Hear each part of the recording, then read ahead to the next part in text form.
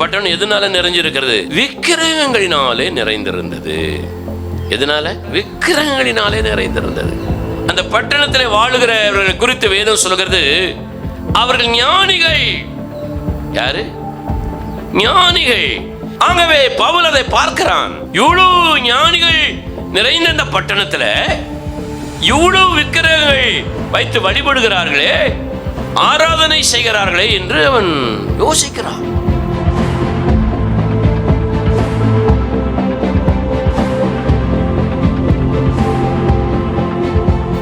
இன்றைக்கும் கூட நிறைய பேரை பார்க்கிறோம், விக்கிர ஆராதனை செய்கிற கிறிஸ்தவர்கள். இந்த விக்கிரக ஆராதனை செய்கிற கிறிஸ்தவர்களிடத்துல போய், நீங்கள் ஏன் விக்கிரக ஆராதனை செய்கிறீர்கள் என்று சொன்னால், அவர்கள் சொல்லுகிறார்கள், ஆவிக்குரிய கிறிஸ்தவர்கள் என்று சொல்லக்கூடியவர்கள் பொருளாசையின் விக்கிரகத்தை ஆராதித்துக் கொண்டிருக்கிறார்களே என்று சொல்லுகிறார்கள்.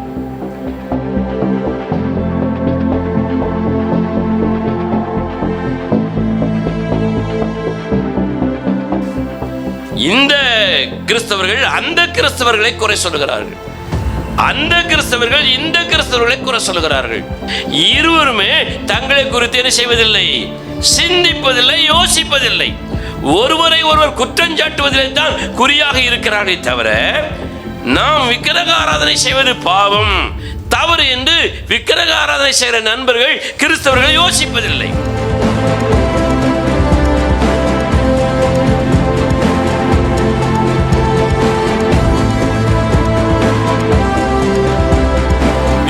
ஆராதனைக்காரர்களை குறை சொல்லுகிற மற்ற கிறிஸ்தவர்கள், நாம பொருளாசைக்கு முக்கியத்துவம் கொடுத்து அதை ஆராதனை செய்து கொண்டிருக்கிறோம் என்று அவர்கள் யோசிப்பதில்லை. விக்கிரக ஆராதனை என்றால் என்ன? மண்ணினாலும் கற்களினாலும் மரத்தினாலும் பலவிதமான உலோகங்கள், தங்கங்கள், வெள்ளி, பொன் இவைகளினாலும் ஒரு உருவத்தை செய்து அதற்கு தெய்வம் என்று பெயர் சூட்டி வழிபடுவதா விக்கிரக ஆராதனை? இல்லை.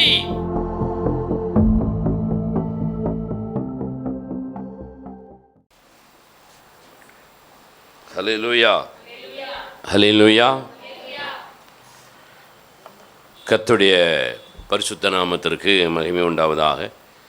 ஆண்டவராகிய இயேசுவின் நாமத்தினாலே உங்கள் யாவரையும் வாழ்த்துகிறேன். இந்த புதிய மாதத்திலே, இந்த முதல் வாரத்திலே பரிசுத்த ஓய்வு நாள் ஆராதனையில் கலந்து கொள்வதற்கு வந்திருக்கிற ஒவ்வொருவரையும் கர்த்தராகிய ஆண்டவர் ஆசீர்வதிப்பாராக. ஹல்லேலூயா, ஹல்லேலூயா. எத்தனை பேர் சந்தோஷமாக இருக்கிறீங்க? சத்தமாக ஒரு ஹல்லேலூயா சொல்லுங்க பார்க்கலாம். இன்னும் சத்தமாக ஒரு ஹல்லேலூயா சொல்லுங்கண்ணே. ஸ்தோத்திரம். வேதம் சொல்லுகிறது, கர்த்தருடைய சமூகத்துக்கு வரும்பொழுது எப்படி வரணும்? சொல்லுங்களேன். சொல்லும்போது தான் சந்தோஷமாக சொல்லுங்க. எப்படி வரணும்? மகிழ்ச்சியோடு வரணும். நம்ம வீட்டுக்கு போகும்போது தான் சோகத்தோட துக்கத்தோடு போகிறோம்னாலும், தேவனுடைய வீட்டுக்கு வரணும் எப்படி வரணும்? மகிழ்ச்சியோடு வரணும். ஹல்லேலூயா. ஏன்னா அவர் நமக்கு ஏதாவது தீங்கு பண்ணியிருக்கிறாரா? நம்ம என்னைக்காவது மோசமான இடத்துல போன் தள்ளி விட்டுருக்கிறாரா? இல்லை. நாம தான் போய் விழுந்துட்டு ஆண்டு சமூகத்தில் வந்து நிற்கிறோம். ஒரு ஹல்லேலூயா சொல்லுங்க பார்க்கலாம். அதனால் தேவ சமூகத்தில் மகிழ்ச்சியோடு இருப்போம். வேதம் சொல்கிற கர்த்தருக்கு மகிழ்ச்சியோடு ஆராதனை செய்வோம் வாருங்கள். ஹல்லேலூயா. நம்முடைய தேவன் பெரியவர், பெரிய காரியங்களை செய்கிறவர். இன்றைக்கு ஒரு திருச்சபையில் ஒரு செய்தியை நான் கேட்டுக்கொண்டிருந்த பொழுது என்னை ஆச்சரியப்பட வைத்த ஒரு விஷயம். அதாவது, பொதுவாக பெற்றோர்கள் பிள்ளைகளுக்கு வசனங்களை சொல்லிக் கொடுப்பார்கள். பெரிய ஆட்கள் தான் நம்ம சொல்கிற வசனங்களை கேட்க மாட்டாங்க அப்படின்னாலும் விட்டுறலாம். சிறு பிள்ளைகளுக்கு கட்டாயம் என்ன செய்யும்? எங்க சொல்லுங்க, கட்டாயம் கேட்கும். பெரிய ஆளு கேட்காட்டாலும் சிறு பிள்ளைகள் கேட்கும். நீங்கள் பெரிய ஆளுக்கு தான் சுவிசேஷம் சொல்லலை, சிறு பிள்ளைகளுக்காவது சுவிசேஷம் சொல்லியிருக்கீங்களா? பெரிய பெரிய ஆட்களை தான் நீங்கள் ஆதாயப்படுத்த முடியலம்மா. ஐயா, நீங்கள் ஆதாயப்படுத்தலை, ஒரு சின்ன பிள்ளைகளை உங்களால் ஆதாயப்படுத்த முடிஞ்சிருக்கா? சரி, உங்கள் பிள்ளைகளையாவது நீங்கள் ஆதாயப்படுத்திருக்கிறீங்களா? இப்போ என்ன சொல்வீங்க? ஒன்றும் சொன்னபடி கேட்க மாட்டாங்க. எல்லா பிள்ளைகளும் தருதலை மாதிரி தான் அலையுது அப்படின்னு நீங்கள் சொல்லுவீங்க. தருதலைக்கு பிறந்தது தருதலையாக தானே செய்யும், அலையும். அதில் எந்த வித மாற்றமே கிடையாது. ஆனால் நீங்கள் எல்லாம் தருதலைகள் அல்ல. ஹல்லேலூயா. நீங்கள் நல்ல தேவனுடைய பிள்ளைகள். இன்றைக்கு இந்த திருச்சபையில் பைபிள் ஆராதனை நடக்கும் பொழுதே வசனத்தை குறிப்பிடுத்திக் கொள்ளுங்கள். நீங்கள் அடுத்த வாரம் வரும்பொழுது மனப்பாடமாக படிச்சுட்டு வரணும் அப்படின்னு சொல்கிறாங்க. ஒரு வசனத்தை சொல்லி மனப்பாடமாக சொல்லணும். வாலிப பிள்ளைகள், முடிந்தால் பெரியவர்கள் கூட மனப்பாடமாக சொல்லணும். நீங்கள் எல்லாம் ஒரு வசனத்தை படித்து மனப்பாடமாக சொல்லுங்கள், அடுத்த வாரம் இதை படிச்சுட்டு வாங்க அப்படின்னு ஒரு வசனத்தை சொன்னால் அடுத்த வாரம் ஞாபகமாக படிச்சுட்டு வந்துடுவீங்களா? அப்படி சொல்லுங்கன்னா மனப்பாடமாக சொல்லிடுவீங்களா? சொல்லுவீங்க. ஓகே. அங்கே அந்த திருச்சபையில் அவர் சொன்ன ஒரு விஷயம் என்ன தெரியுமா? ஒரு மன வளர்ச்சி இல்லாத ஒரு பையன், மிஞ்சி போனால் ஒரு 5ஆம் கிளாஸ் படிப்பான்னு நினைக்கிறேன், அவனை தான் படிப்பான். மன வளர்ச்சி இல்லாத ஒரு பையங்க. அந்த பையனுக்கு அவன் அம்மா அப்பா என்ன செஞ்சுட்டு இருக்காங்க? வசனத்தை சொல்லி கொடுத்துக்கிட்டே இருக்கிறாங்க. அந்த பையெல்லாம் வசனம் சொல்லுவான்னு யாராவது நம்ம நம்ப முடியுமா? நல்ல மன வளர்ச்சியோடு இருக்கிற பிள்ளைகளே வசனத்தை சொல்லுவதும் இல்லை, வசனத்தை சொல்லி கொடுப்பதும் இல்லை. ஆனால் அந்த சபையில் பாருங்கள், மன வளர்ச்சி இல்லாத ஒரு பையன் வசனத்தை படித்து வச்சிருக்கிறான். ஆவிக்குரிய கனிகள் எத்தனையோ அத்தனையும் அவன் மனப்பாடமாக படிச்சிருக்கிறான். அவனுக்கு ஒரு விவரமும் கிடையாதுங்க. நீங்கள் நம்புவீங்களா நம்ப மாட்டீங்களா? ஏன்னா நீங்கள் நம்ப மாட்டீங்க. நம்புனீங்கன்னா உங்கள் பிள்ளைகளுக்கு என்ன செய்வீங்க? சொல்லி கொடுப்பீங்க. நம்ப மாட்டீங்க. அந்த பெற்றோர்கள் அந்த பையன் வாய்ஸ் மெசேஜில் அந்த ஆவிக்குரிய கனி 9 ஒன்றுனா சொல்கிறான். சொல்கிறத ரெக்கார்ட் பண்ணி அந்த சபை பாஸ்டருக்கு அனுப்பியிருக்காரு, அந்த சபை போதகருக்கு அனுப்பியிருக்காங்க.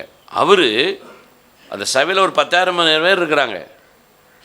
அந்த சபையில் ஸ்க்ரீனில் அந்த பையனுடைய ஃபோட்டோவையும் போட்டு அவன் சொன்ன அந்த வாய்ஸ் மெசேஜையும் என்ன செய்கிறாங்க?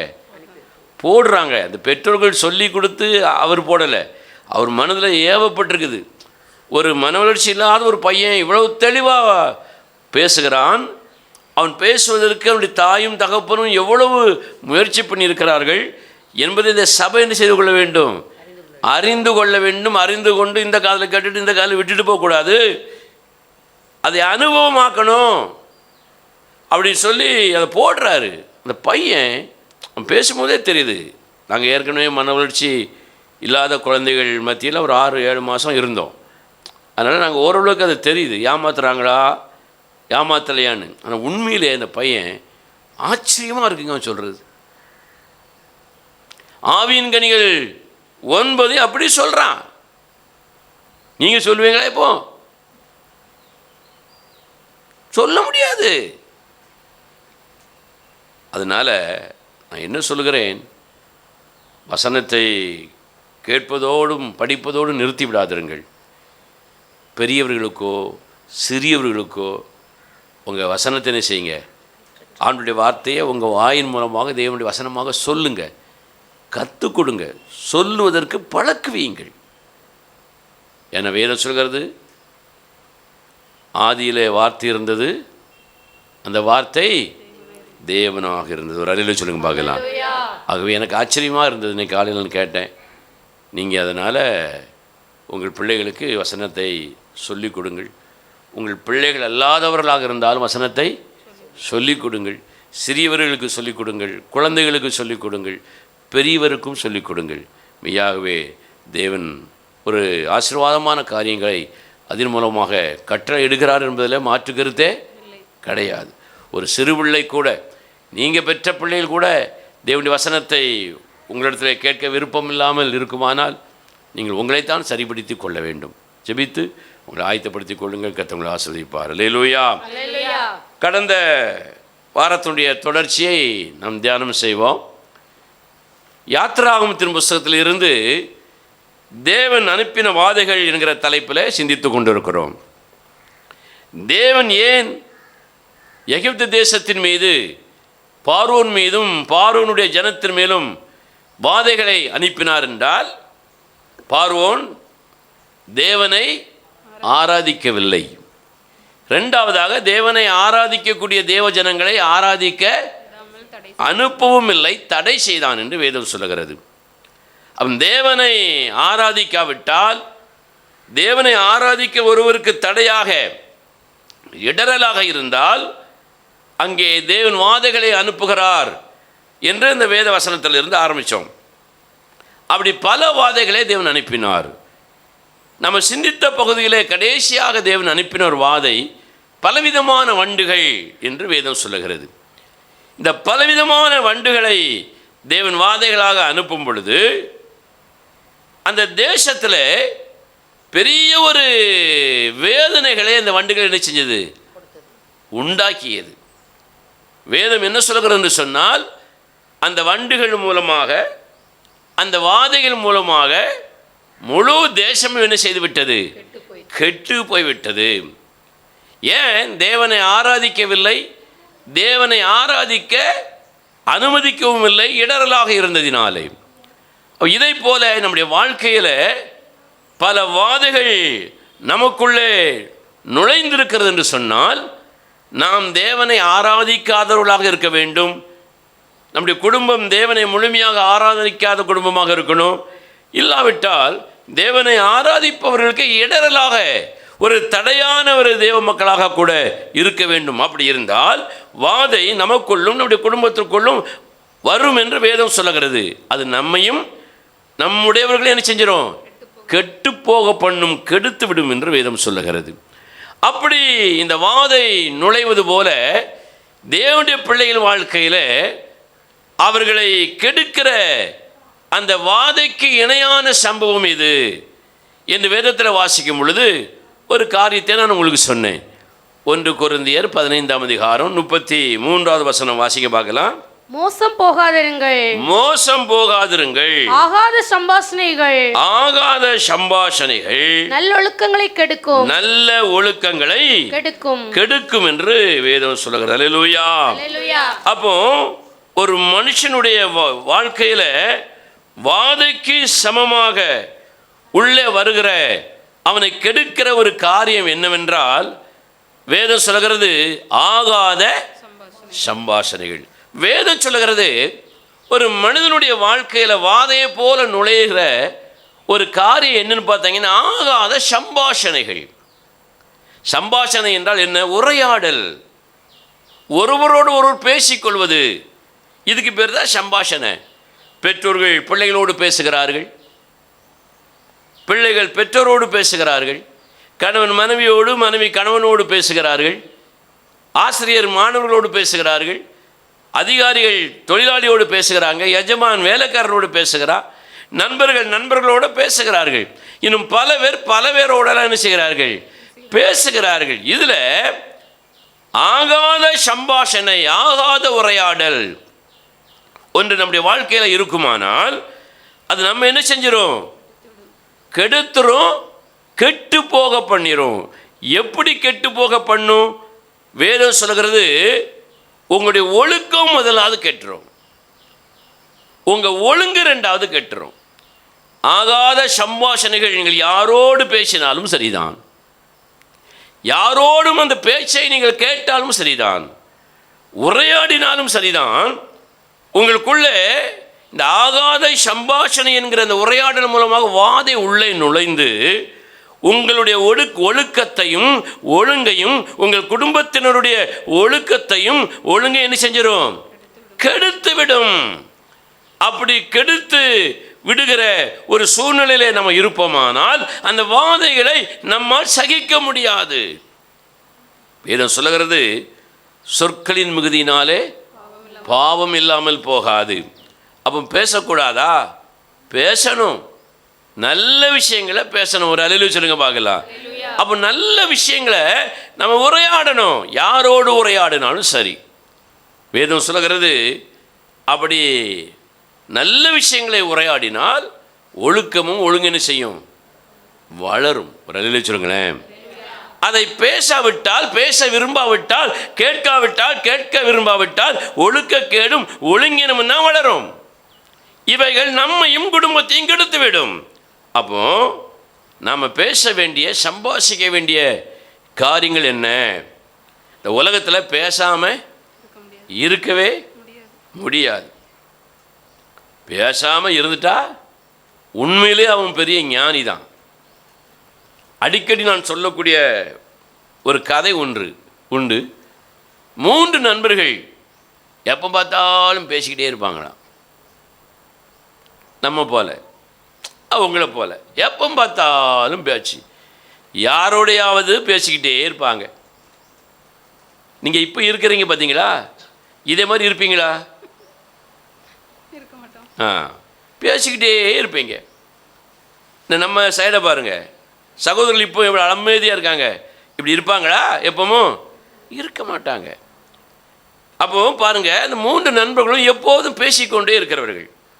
3 பேரும் ஒரு தீர்மானம் எடுத்தார்களாம். ஆன்லைனில் கேட்பதற்கு உள்ளவர்களுக்கு இதை சொல்லுகிறேன், உங்களுக்கும் ஞாபகப்படுத்துமாறு மறுபடியும் நான் நினைவுபடுத்துகிறேன். இந்த 3 நண்பர்களும் ஒரு முடிவெடுத்தார்கள். இன்னைக்கு முழுவதும் நம்ம என்ன செய்யக்கூடாது? பேசவே கூடாது. அப்போ ஊருக்குள்ளே இருந்தால் நம்மளால் என்ன செய்ய முடியாது? அப்படி இருக்க முடியாது. சோத்தை கட்டிட்டு எங்கே போயிடும்? காட்டுக்கு போயிடும்னு 3 நண்பர்கள் போயாச்சு. பேசவே கூடாது அப்படின்ட்டு, எதுனாலும் சைகைகளை காட்டணும்னு. 3 பேரும் காட்டுக்கு போயிருக்கிறார்கள். காட்டுக்கு போயிருக்கும் பொழுது, அவர்கள் அமைதியாக உட்கார்ந்துருக்கும் பொழுது, கொஞ்சம் நேரம் கழித்து ஒரு வண்டு இப்படி பறந்து வந்திருக்கிறது.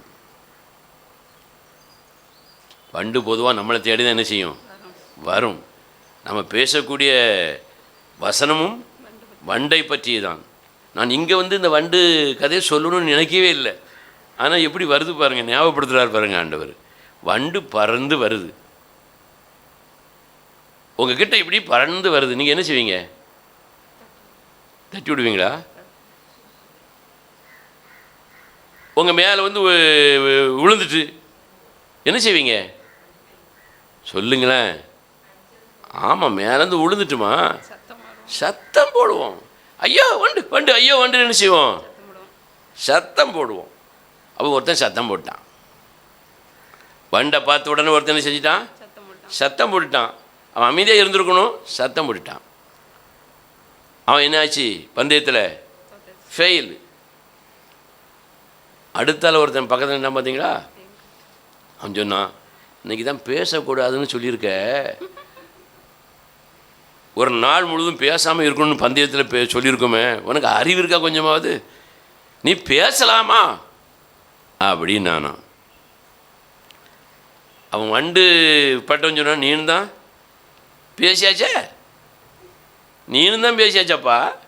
நான் வண்டு வந்துன்னு சத்தம் போட்டேன், நீ என்ன சுட்டி கேட்டதுக்கு நீனும் பேசியாச்சே. அவனு 2 பேரும் ஒருத்தரை பார்த்துக்கிட்டு இப்படி பேசாமல் இருந்திருக்கான். 3ஆவது இருக்கான் பார்த்தீங்களா? அவன் பார்த்துக்கிட்டே இருந்தான். அவன் சொன்னானா, நீங்கள் 2 பேரும் பேசிட்டியோ, நான் ஒருத்தன் தான் பேசலான். நானும் அந்த வண்டுங்கிற வாதம் வந்தாலே எல்லா ஒழுக்கம் என்ன செஞ்சிருது? கட்டுப்பாடு மீறி போய் விடுகிறது. ஆகவே தான் வேதம் சொல்கிறது, ஆகாத சம்பாஷணைகளை நீங்கள் பேச வேண்டாம், கேட்க வேண்டாம். அப்படியானால் நாம் எதை குறித்து பேசணும்?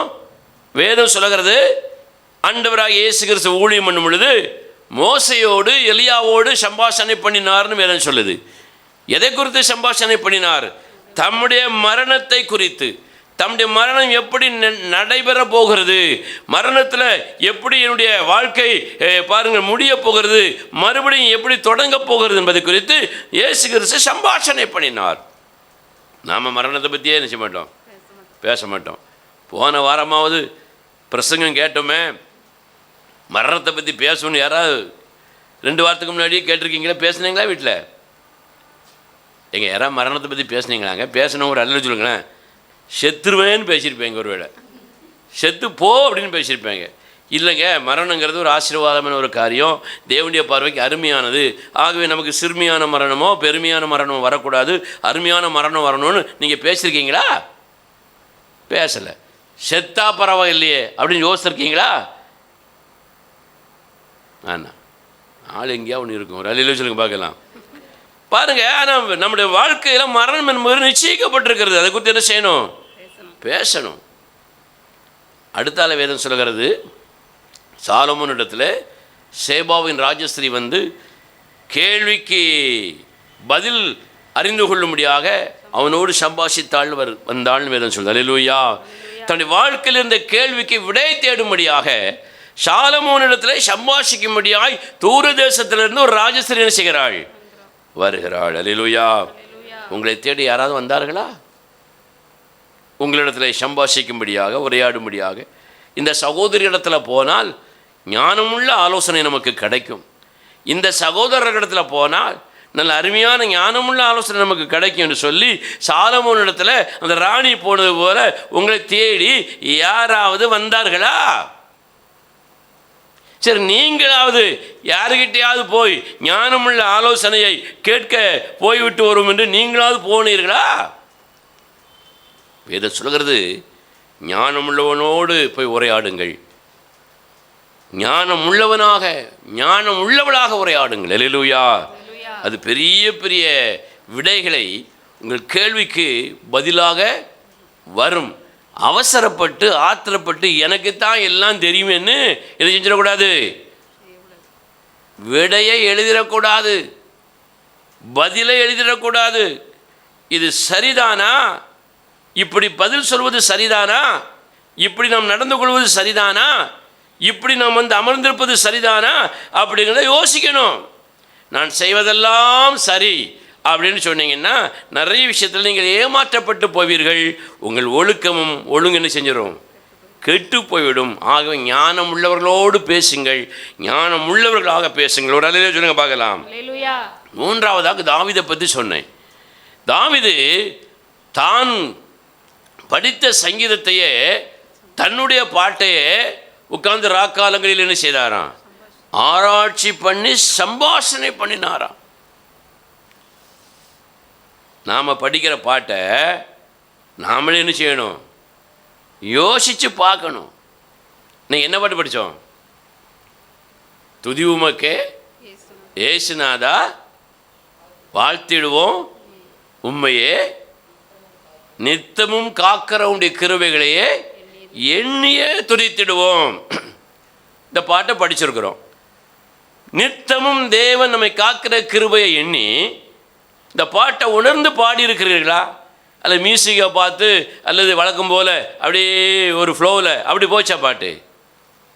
தாவீது சொல்லுகிறார், நான் பாடின பாட்டையே நான் என்ன செய்கிறேன்? ஆராய்ச்சி பண்ணுகிறேன், எனக்குள்ளே சம்பாஷிக்கிறேன். அதே போல் நான் பாடுகிற பாடல், நான் பிரசங்கிக்கிற பிரசங்கங்கள், நான் கேட்கிற போதனைகள், நான் அறிவிக்கிற ஆலோசனைகள், இதெல்லாம் உண்மையிலே எனக்கு பொருத்தமானதா? நான் உண்மையிலே அதற்கு கீழ்ப்படுகிறேனா? நான் முழுக்க முழுக்க பொய் சொல்லிவிட்டு நீ என்னிடத்திலே பொய் சொல்லிவிட்டா என்று ஒரு மனைவியிடத்திலோ கணவனிடத்திலோ பிள்ளைகளிடத்திலோ ஒரு பெற்றோர்கள் எதிர்பார்ப்பது என்ன ஒரு நியாயம்?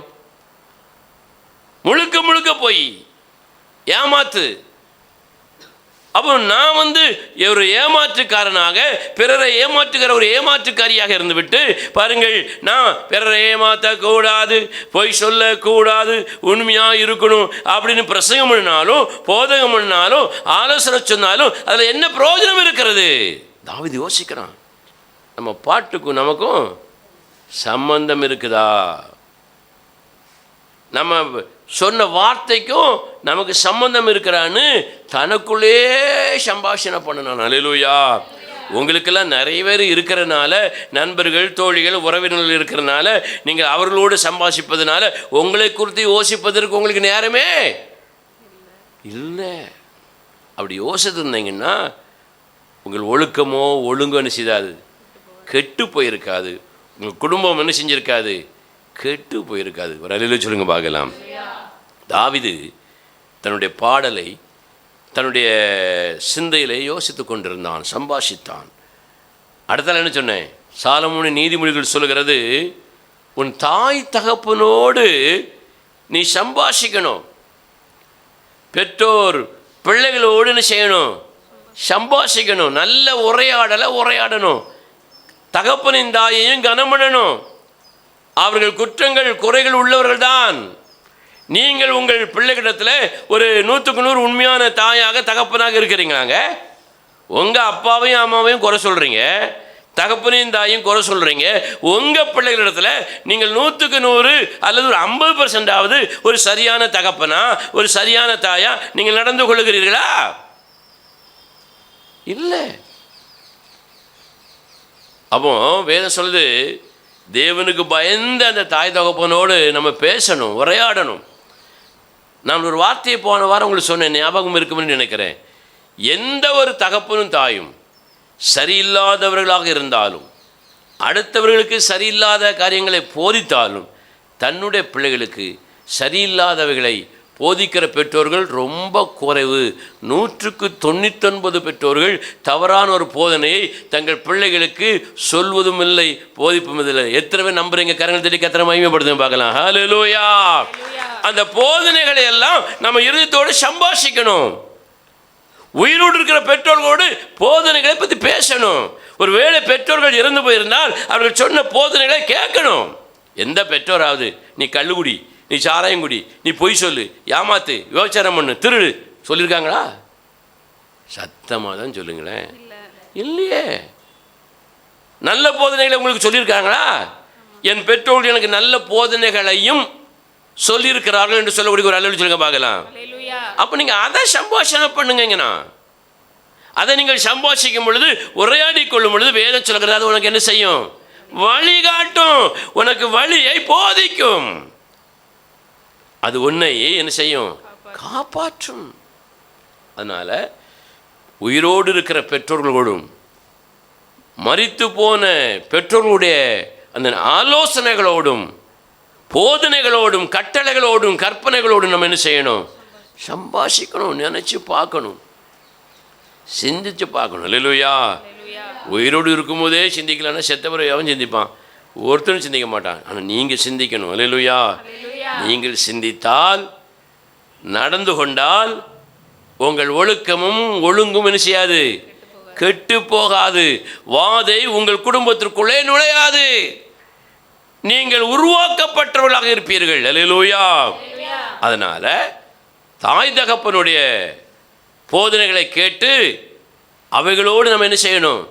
உரையாட வேண்டும், சம்பாஷிக்க வேண்டும் சொன்னேன். அல்லேலூயா. முதல்ல யாரோட யார் சம்பாஷித்தா? இயேசு மோசையோடும் எலியாவோடும் தன்னுடைய மரணத்தை குறித்து சம்பாஷித்தார். ரெண்டாவது, சேபாவின் ராஜஸ்ரீ சாலமோனோடு ஞானமான காரியங்களை குறித்து என்ன செய்தாள்? சம்பாஷித்தாள். கேள்விகளுக்கு விடை தேடும்படியாக சம்பாஷித்தாள். மூன்றாவது, தாவீது தான் பாடின எழுதின தன்னுடைய பாட்டை குறித்து, இந்த பாட்டுக்கும் எனக்கும் வாழ்க்கையில் சம்பந்தம் இருக்கிறதா என்று சொல்லி என்ன செஞ்சான்? சம்பாஷித்து கொண்டான். தானே தனக்குள் தன்னை பற்றி சம்பாஷித்தான். அடுத்ததாக சொன்னேன், தகப்பன் தாய் நமக்கு போதிக்கிற கற்பனைகள் கட்டளைகளோடு நம்ம சம்பாஷிக்க வேண்டும். அப்படி சம்பாஷிக்கும் பொழுது அது நமக்கு வழிகாட்டும், நம்மை பாதுகாக்கும், காப்பாற்றும். அல்லேலூயா. அடுத்தால பவுலை பற்றி சொன்னேன். பவுல் எதை குறித்து சம்பாஷித்தான்? வேத வாக்கியங்களை குறித்து. அந்த வேத வாக்கியங்களிலே தேவன் செய்கிற நீதியையும் நியாயத்தையும் குறித்து என்ன செய்தான்? சம்பாஷித்தான். அப்போ நாம தேவனுடைய நீதியை நியாயத்தை குறித்த அந்த வேத வாக்கியங்களை நம்முடைய குடும்பத்தாரோடு வீட்டாரோடு நம்முடைய பிள்ளைகளோடு செய்யணும், சம்பாஷிக்கணும். அப்படி சம்பாஷிக்காவிட்டால் தேவனுடைய நியாய தீர்ப்பு எப்படி இருக்கும்? பயங்கரமாக இருக்கும். அதற்கு ஒரு உதாரணம் சொன்னேன். ஏலியும் ஏலியினுடைய பிள்ளைகளும். ஏலி தன் பிள்ளைகள் என்ன செய்யல? அடக்கவில்லை, தடுக்கவில்லை. அதனால தேவனுடைய அந்த கோபம் தடுக்காத ஏலியின் மேலும் தடுத்தாலும் கீழ்ப்படியாத அவனுடைய பிள்ளைகள் மேலும் வந்தது என்று வேதம் சொல்லுகிறது. அல்லேலூயா. அவைகள் பலிகளினாலே காணிக்கைகளினாலே பரிகாரம் செல்லாதபடிக்கு உறுதியாக இருந்தது என்று வேதம் சொல்லுகிறது. ஆகவே தேவன் வேத வாக்கியங்களில் சொன்ன நீதி நியாயங்கள், யாருக்கு நீதி செய்வார், யாருக்கு நியாயம் செய்வார், எந்த காரியத்தில் இவர் நீதியின் நியாயத்தோடு நடந்து கொண்டாருங்கிற வேத வசனங்கள் எல்லாம் பவுல் சம்பாஷித்தது போல நீங்களும் நானும் நம்முடைய குடும்பத்தாரோடு சபை விசுவாசிகளோடு என்ன செய்யணும்? சம்பாஷிக்கணும். அல்லேலூயா. அப்படி சம்பாஷிக்காவிட்டால் நீங்கள் கெட்டு போவீர்கள். எதிலே கெட்டு போவீர்கள்? ஒழுக்கத்திலே கெட்டு போவீர்கள், ஒழுங்கிலும் கெட்டு போய்விடுவீர்கள். அல்லேலூயா. இன்றைக்கு புதிதாக வேறொரு சம்பாஷணை குறித்து நாம் தியானம் பண்ணலாம் நினைக்கிறேன். அல்லேலூயா. எடுத்தவங்க வாசிக்கலாம். இதுவும் பவுலுடைய ஒரு சம்பாஷணை தான். வாசிக்க பார்க்கலாம். அப்போஸ்தலர் நடபடிகள் திருப்பிக் கொள்வோம். 17ஆம் அதிகாரம் 16வது வசனமும் 17வது வசனமும். அத்தனை பட்டணத்தில் பவுல் அவர்களுக்காக காத்து கொண்டிருக்கையில் அந்த பட்டணம் விக்கிரகங்களினாலே நிறைந்திருக்கிறதை கண்டு தன் ஆவியில் மிகுந்த வைராக்கியமடைந்து ஜெப ஆலயத்தின் யூதரோடும் பக்தியுள்ளவர்களோடும் சந்தை வெளியிலே எதிர்ப்பட்டவர்களோடும் தினந்தோறும் சம்பாஷணை பண்ணினான். கரங்களை தட்டி கர்த்தரை மகிமைப்படுத்துங்க பார்க்கலாம். சத்தமாய் கரங்களை தட்டி தேவனை மகிமைப்படுத்துங்க. ஹல்லேலூயா. பவுலை குறித்து வேதம் சொல்கிறது, அத்தனை பட்டணத்திலே பவுல் காத்து கொண்டிருக்கிறார். அவரோடு இணைந்து ஊழியம் செய்கிற சிலருக்காக, விசுவாசிகளுக்காக அந்த பட்டணத்தில் காத்துக்கிட்டு இருக்கிறாரு, வருவாங்கன்னு. அல்லேலூயா. அப்படி காத்து கொண்டு இருக்கும் பொழுது அப்படியே பார்க்குறாரு, அந்த பட்டணத்தை பார்க்குறாரு. நான் நினைக்கிறேன், ஒருவேளை அவர் இருந்த இடத்து பக்கத்துலேயோ, ஒருவேளை கொஞ்சம் நேரம் போகலைன்னு கொஞ்சம் நடந்து போனாரோ என்னமோ தெரியல, அவர் பட்டணத்தை அப்படியே பார்க்குறாரு. அந்த பட்டணத்தை பார்க்கும் பொழுது அந்த பட்டணம் எதனால நிறைஞ்சிருக்கிறது? விக்கிரகங்களினாலே நிறைந்திருந்தது. எதனால? விக்கிரகங்களினாலே நிறைந்திருந்தது. அந்த பட்டணத்தில் வாழுகிறவர்களை குறித்து வேதம் சொல்கிறது, அவர்கள் ஞானிகள். யாரு? ஞானிகள். அவர்கள் ஞானிகளாக இருந்தாலும் விக்கிரகங்களை குறித்து மதிகெட்டவர்களாக இருந்தார்கள். ஆகவே பவுல் அதை பார்க்கிறான். இவ்வளவு ஞானிகள் நிறைந்த அந்த பட்டணத்தில் இவ்வளவு விக்கிரகங்கள் வைத்து வழிபடுகிறார்களே, ஆராதனை செய்கிறார்களே என்று அவன் யோசிக்கிறான். அவன் காத்திருந்தது வேறு யாருக்காகவோ, அவன் பார்த்தது அத்தனை பட்டணத்தினுடைய சூழ்நிலையை. இன்றைக்கும் கூட நிறைய பேரை பார்க்குறோம், விக்கிரக ஆராதனை செய்கிற கிறிஸ்தவர்கள். இந்த விக்கிரக ஆராதனை செய்கிற கிறிஸ்தவர்களிடத்தில் போய், நீங்கள் ஏன் விக்கிரக ஆராதனை செய்கிறீர்கள் என்று சொன்னால், அவர்கள் சொல்லுகிறார்கள், ஆவிக்குரிய கிறிஸ்தவர்கள் என்று சொல்லக்கூடியவர்கள் பொருளாசையின் விக்கிரகத்தை ஆராதித்துக் கொண்டிருக்கிறார்களே என்று சொல்லுகிறார்கள். இந்த கிறிஸ்தவர்கள் அந்த கிறிஸ்தவர்களை குறை சொல்லுகிறார்கள், அந்த கிறிஸ்தவர்கள் இந்த கிறிஸ்தவர்களை குறை சொல்லுகிறார்கள். விக்கிரக ஆராதனைக்காரர்கள் பொருளாசைக்காரர்களே விக்கிரக ஆராதனைக்காரர்கள் என்று சொல்லுகிறார்கள். பொருளாசையை விக்கிராதனையாக வைத்து ஆராதனை செய்து கொண்டிருப்பவர்கள் விக்கிரக ஆராதனைக்காரர்களே விக்கிரக ஆராதனைக்காரர்கள் என்று சொல்லுகிறார்கள். இருவருமே தங்களை குறித்து என்ன செய்வதில்லை? சிந்திப்பதில்லை, யோசிப்பதில்லை. ஒருவரை ஒருவர் குற்றஞ்சாட்டுவதிலே தான் குறியாக இருக்கிறார்களே தவிர, நாம் விக்கிரக ஆராதனை செய்வது பாவம், தவறு என்று விக்கிரக ஆராதனை செய்கிற நண்பர்கள் கிறிஸ்தவர்கள் யோசிப்பதில்லை. விக்கிரக ஆராதனைக்காரர்களை குறை சொல்லுகிற மற்ற கிறிஸ்தவர்கள் நாம பொருளாசைக்கு முக்கியத்துவம் கொடுத்து அதை ஆராதனை செய்து கொண்டிருக்கிறோம் என்று அவர்கள் யோசிப்பதில்லை. விக்கிரக ஆராதனை என்றால் என்ன? மண்ணினாலும் கற்களினாலும் மரத்தினாலும் பலவிதமான உலோகங்கள், தங்கங்கள், வெள்ளி, பொன் இவைகளினாலும் ஒரு உருவத்தை செய்து அதற்கு தெய்வம் என்று பெயர் சூட்டி வழிபடுவதா விக்கிரக ஆராதனை? இல்லை. விக்கிரக ஆராதனை குறித்து இன்னும் நிறைய பேருக்கு என்ன செய்யல, விளங்கல, தெரியல. வேதம் சொல்லுகிறது, யாத்ராகமத்தின் புஸ்தகம் 20வது அதிகாரம் 1வது வசனத்தையும் 2வது வசனத்தையும் வாசிங்க பார்க்கலாம்.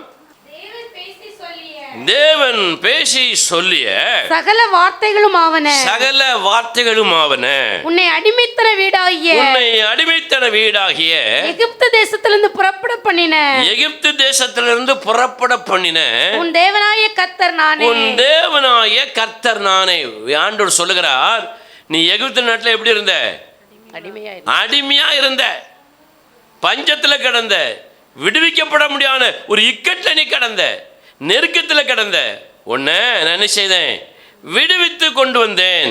உன்னை விடுவித்த தேவன் நானே. அந்த தேவன் சொல்லுகிறதாவது, என்னையன்றி உனக்கு வேறு தேவர்கள் உண்டாயிருக்க வேண்டாம். அவர் சொல்றாரு, என்னை தவிர உனக்கு வேறொரு தேவன் உண்டாயிருக்க வேண்டாம், உண்டாக்கவும் வேண்டாம். அல்லேலூயா. அப்போ ஆண்டவர் அந்த சிலைகளை பொன்னினாலே, மண்ணினாலே, பலகைகளினாலே, மரங்களினாலே செய்கிற சிலைகளை வழிபடுவதை மட்டும் அவர் விக்கிரக ஆராதனை என்று சொல்வதில்லை. அவர் அதை விக்கிரக ஆராதனை என்று சொல்வதற்கு காரணம், தேவனை விட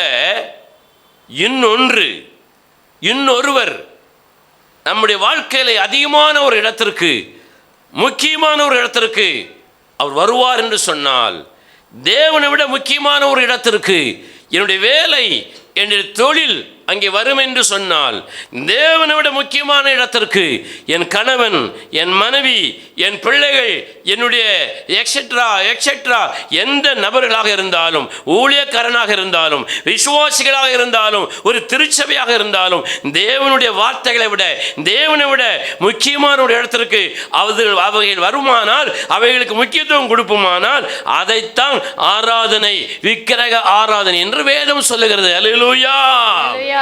தேவனை விட எதற்கு நம்ம அதிக முக்கியத்துவம் கொடுக்கிறோமோ, அது எதுவாக இருந்தாலும், கற்சிலைகளாக இருந்தாலும், பொற்சிலைகளாக இருந்தாலும், பணமாக இருந்தாலும், மனித உறவுகளாக இருந்தாலும், படிப்பாக இருந்தாலும், வேலையாக, தொழிலாக, நட்பாக, எதுவாக இருந்தாலும் அவைகள்தான் விக்கிரகங்கள். தேவனை விட நீ அவைகளை முக்கியத்துவப்படுத்தும் பொழுது அவைகள் விக்கிரக ஆராதனை.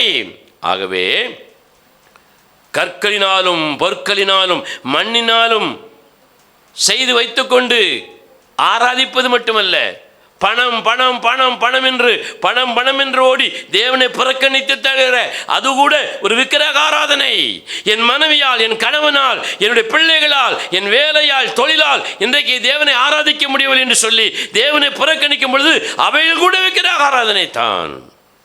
வேதம் இப்படி சொல்லுகிறது, நான் சொல்லலை. யோசித்து பாருங்க, சிந்திச்சு பாருங்க. ஆனால் முக்கியமாக தேவன் இந்த விக்கிரக ஆராதனை தவறு, கற்களினாலும், பொற்களினாலும், பொன்னினாலும், தங்கத்தினாலும், வெள்ளியினாலும் ஒரு சிலையை, ஒரு பொருளை வைத்துவிட்டு ஆராதனை செய்வது தவறு என்று சொல்வதற்கு காரணம் என்ன தெரியுமா? இன்னைக்கு விக்கிரக ஆராதனைக்காரர்களோடு போய் பேசும் பொழுது நம்ம என்ன சொல்லுவோம்? அந்த சாமி தப்புன்னு சொல்லுவோம், முருகன் தப்பு, பிள்ளையார் தப்புன்னு சொல்லுவோம், மானா தப்பு, சூசேப்பர் தப்பு, மிக்கேல் தப்புன்னு சொல்லுவோம், மிகாவேல் தூதன் தவறு என்று சொல்லுவோம். அதைத்தான் சொல்லுவோம். அப்படி சொல்லும் பொழுது கையே இல்லாதவனும் கையை கடன் வாங்கிட்டு வந்து என்ன செஞ்சிருவான்? அட்டி கொடுத்துருவான். ஏன்னா நமக்கு அனைவருக்கு சுவிசேஷத்தை சொல்ல தெரியவில்லை. கோயிலுக்கு போவாத, கத்தோலிக்க கோயிலுக்கு போவாத, சிஎஸ்ஐ கோயிலுக்கு போயிடாத, இந்து கோயிலுக்கு போயிடாத, பள்ளிவாசலுக்கு போயிடாத. முதல்ல நீ என்ன சொல்ல வேண்டும் என்று தேவனிடத்தில் கேட்டு அறிந்து சொல்லணும். அல்லேலூயா. நீங்களே விக்கிரக ஆராதனையை போல நிறைய விஷயங்களை பிடித்து கட்டிக்கொண்டு உருளும் பொழுது தேவனை குறித்து தெளிவான ஒரு விளக்கம் தெரியாதவர்கள், வேதத்தை அதிகமாக படிக்காதவர்கள் எப்படி அறிந்து கொள்வார்கள்? தெரிந்து கொள்ளுங்கள். பவுல் இந்த விக்கிரக ஆராதனை செய்கிற ஞானிகள் கூமுட்டைகள் அங்கே போய் செய்ய முடியாது, பேச முடியாது. பவுல் ஞானி, தேவ ஞானத்தை பெற்றவன், அங்கே போய் பிரசங்கிக்கிறான். விக்கிரகத்தை பற்றி வேதம் என்ன சொல்லுகிறது? லேவியாகமத்தின் புஸ்தகம் திருப்பிக் கொள்ளுங்கள். ஆன்லைனில் இதை கேட்டுக்கொண்டிருக்கிற அருமையான தேவனுடைய பிள்ளைகள், ஒருவேளை விக்கிரக ஆராதனையிலே பங்கு கொண்டு கலந்து கொண்டு ஒருவேளை நீங்கள் அதை ஆராதித்து கொண்டிருந்தால், பவுல் விக்கிரக ஆராதனை தவறு என்று சொன்னதற்கான ஒரு முதல் காரணம், தேவன் அதை சுட்டி காட்டினார் என்று வேதம் சொல்லுகிறது. அல்லேலூயா. ஆகவே எடுத்த எடுப்பில் போய் ஆர்ட்ஸ் கோயிலுக்கு போகாத, இந்து கோயிலுக்கு போகாத, என்ன செய்யக்கூடாது? சொல்லக்கூடாது. விக்கிரகம் என்றால் என்ன என்பதை தெளிவாக நீங்கள் சொல்லணும். ஆண்டவர் அப்படி ஞானமாக எழுதி வைத்திருக்கிறார். அதை தெளிவாக தெளிவுபடுத்த முடியாததுனால தான் நிறைய குடும்பங்கள் விக்கிரக ஆராதனைகளிலிருந்து வெளியே வர முடியவில்லை. விக்கிரக ஆராதனைக்கு போகிறவர்களை மனம் திருப்ப முடியவில்லை. இவர்களும் சேர்ந்து போய்விடுகிறார்கள். அல்லேலூயா. யோசித்து பாருங்க, விக்கிரக ஆராதனை என்றால் என்ன? வேதம் என்ன சொல்லுகிறது? அத்தனை பட்டணத்தில் உள்ளவர்கள் விக்கிரகங்களை ஆராதித்தார்கள். நிறைய விக்கிரகங்களை வச்சிருந்தாங்க. ஏன்னா யாரு கடவுள்னே அவங்களுக்கு என்ன செய்யாது, தெரியாது. எம்மதமும் சம்மதம். இன்னைக்கு அப்படித்தானே இருக்கு நிறைய இடத்துல. அங்க போன ஒரு கும்பிடு, இங்க போன ஒரு கும்பிடு, அங்க போன ஒரு கும்பிடு. ஒரு அழில சொல்லுங்க பார்க்கலாம். எம்மதமும் சம்மதம். தேவனை குறித்து அவர்களுக்கு தெரியவில்லை. அதான் உண்மை. இந்த அத்தனை பட்டணத்தில் உள்ளவர்கள் ஞானிகள். சும்மா போயெல்லாம் நீ விக்கிரகத்தை கும்பிடு தப்புலாம் சொல்லிட முடியாது. நீ சொன்னாலும் ஏற்றுக்கிட மாட்டாங்க. இன்னைக்கு இருக்கிற நவீன கிறிஸ்தவர்கள் நீங்கள் விக்கிரகத்தை கும்பிடு தப்புன்னு சொன்னால் நீங்கள் தான் பொருளாசைன்னு விக்கிரகத்தை கும்பிடுகிறேன்னு பதிலடி கொடுப்பார்கள். இரண்டு பேருமே செய்வது தவறு என்று அவர்கள் நம்பவும் மாட்டார்கள், ஏற்றுக்கொள்ளவும் மாட்டார்கள், புரிந்து கொள்ளவும் மாட்டார்கள். ஆனால் எப்படி விக்கிரக ஆராதனை தவறு என்று வேதம் சொல்கிறது? லேவியராகமம் 26ஆம் அதிகாரம் திருப்பிக் கொள்ளுங்கள். அடிக்கடி ஞாபகப்படுத்துகிற ஒரு காரியம் இது. லேவியராகமம் 26ஆம் அதிகாரம் முதல் வசனத்தை வாசிக்க பார்க்கலாம். நீங்கள் உங்களுக்கு விக்கிரகங்களையும் சுருவங்களையும் உண்டாக்காமலும் உங்களுக்கு சிலையை நிறுத்தாமலும் சித்திரம் தீர்த்த கல்லை நமஸ்கரிக்கும் பொருட்டு உங்கள் தேசத்திலே வைக்காமலும் இருப்பீர்களாக நான் உங்கள் தேவனாகிய கர்த்தர் ஆண்டவரே பேசுறார். அல்லேலூயா. இதுவரைக்கும் இதை நீங்கள் மனதிலே பதித்துக் கொள்ளாவிட்டால், நீங்கள் மனதிலே பதித்துக் கொள்ளும்படி விக்கிரக ஆராதனைக்காரர்களான உங்கள் நண்பர்களோடு வீட்டாரோடு தெளிவாக நிறுத்தி நிதானமாக ஞானமுள்ள பிள்ளைகளாக பேசும்படி இதை பதித்துக் கொள்ளும்படி அன்பாய் வேண்டுகிறேன். அல்லேலூயா. இந்த வேத வசனம் எனக்கு எப்பொழுது உணர்த்தப்பட்டது தெரியுமா? நான் பத்திநாதபுரத்தில் போய் ஊழியம் செய்து கொண்டிருந்தேன். அப்பொழுது என்னிடத்தில் அங்கே இருந்து ஜெபத்துக்கு வந்த சில அருமையான தேவனுடைய பிள்ளைகள் சொன்னார்கள், நாங்கள் ஆலயத்திற்கு போகிறோம், எந்த சிலையையும் பார்ப்பதில்லை, இயேசுநாதர் சிலையை கூட நாங்கள் பார்ப்பதில்லை, நாங்கள் கண்ணை மூடி ஜெபித்து விட்டு வந்து விடுகிறோம் என்று சொல்லி அவர்கள் தாங்கள் புரிந்து அதை சொன்னார்களா புரியாமல் சொன்னார்களான்னு தெரியல. அவன் கண்ணை மூடி நான் விக்கிரகத்தை பார்க்கல அப்படிங்கும்போது நான் அதை ஏற்றுக்கொண்டு தான் ஆக வேண்டும். விக்கிரக ஆராதனை தானே செய்யக்கூடாது, கண்ணை மூடிட்டு ஆராதனை பண்ணிட்டு போகிறாங்க, என்ன இருக்குது அப்படின்னா அதற்கு மறுமொழி சொல்லாமல் சரி ஜெபிப்போன்னு வந்து விட்டேன். வீட்டில் வந்து பைபிள் வாசிக்கும் பொழுது, வேதத்தை வாசிக்கும் பொழுது ஆவியானவர் எனக்கு இந்த வசனத்தை பேசினார். இதை நான் அடுத்த தடவை அவங்க போய் சொல்லும் பொழுது நிறைய பேர் அதில் மனம் திரும்பினாங்க. அல்லேலூயா. இந்த வசனத்தை வாசிக்கும் பொழுது அதில் என்ன போட்டிருக்கு? நீங்கள் உங்களுக்கென்று விக்கிரகங்களை சுருவங்களை உண்டாக்காமலும் உங்களுக்கு சிலையை நிறுத்தாமலும் சித்திரம் தீர்த்த கல்லை நமஸ்கரிக்கும் பொருட்டு நீங்கள் வைக்காமலும் அப்படின்னு போட்டிருக்கு. அல்லேலூயா. எத்தனை பேர் அதில் வருது பாருங்க. முதல்ல என்ன வருது? முதல்ல விக்கிரகம், ரெண்டாவது சொரூபம், மூன்றாவது சிலை, நான்காவது சித்திரம் தீர்த்த கற்கள். இப்பொழுது பொன்னினாலோ வெள்ளியினாலோ ஒரு உருவத்தை செய்து வைக்கிறோம். அந்த உருவத்திற்கு என்ன பெயர் சொல்லுகிறார்கள்? ஒன்று விக்கிரகம் என்று சொல்வார்கள், இல்லாட்டி சொரூபம் என்று சொல்வார்கள். விக்கிரகத்தை விட சொரூபம் டாப் அப்படின்னு நினைக்கிறாங்க. சிலை என்று சொல்லுவார்கள். சிலர் கல் அப்படின்னு சொல்லுவாங்க. எல்லா மார்க்கத்திலையும் அப்படி சொல்லக்கூடியவங்க இருக்கிறாங்க. அப்போ ஆண்டவர் சொல்றாரு, ஒரு விக்கிரகங்களையோ சொரூபங்களையோ சிலையையோ சித்திரம் தீர்த்த ஒரு கல்லையோ நீ என்ன செய்யாத, முதல்ல உண்டாக்காத. நீ உண்டாக்க வேண்டாம், உருவாக்க வேண்டாம். உருவாக்கி வைத்துவிட்டு ஆண்டவருக்கே ஆலோசனை கொடுக்கிற அநேகர் அதிபுத்தி மேதாவிகள்லாம் இருக்கிறாங்க. அல்லேலூயா, ஸ்தோத்திரம்.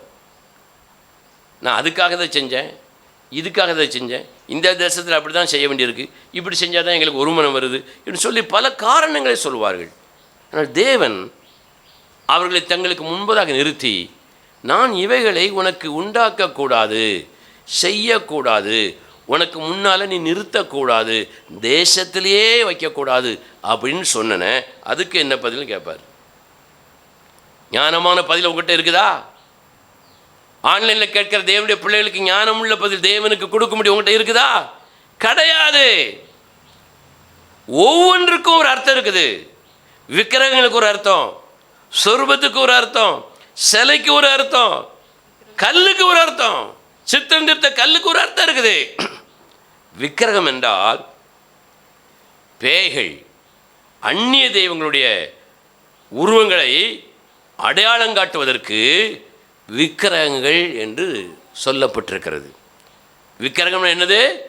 பேய்கள், அந்நிய தெய்வத்தினுடைய அடையாளங்கள். அதைத்தான் விக்கிரகம் அப்படின்னு இந்த உலகமே தீர்மானித்து வச்சிருக்கு. முடிஞ்சால் நீங்கள் போய் தேடி பாருங்க. ரெண்டாவது என்னது? சொரூபம்.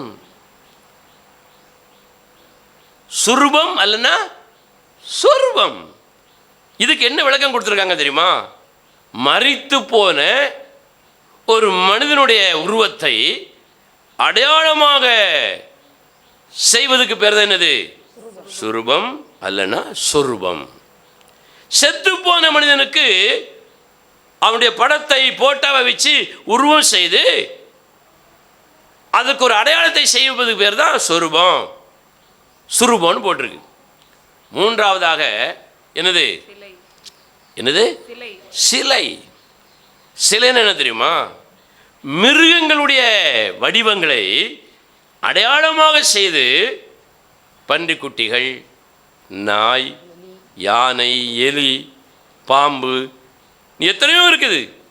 இந்த மிருகங்கள், பறவைகளுடைய உருவங்களை அடையாளங்களாக செய்து வைப்பதுக்கு பேர் தான் என்னது? சிலை. கல்லுன்னு என்ன தெரியுமா?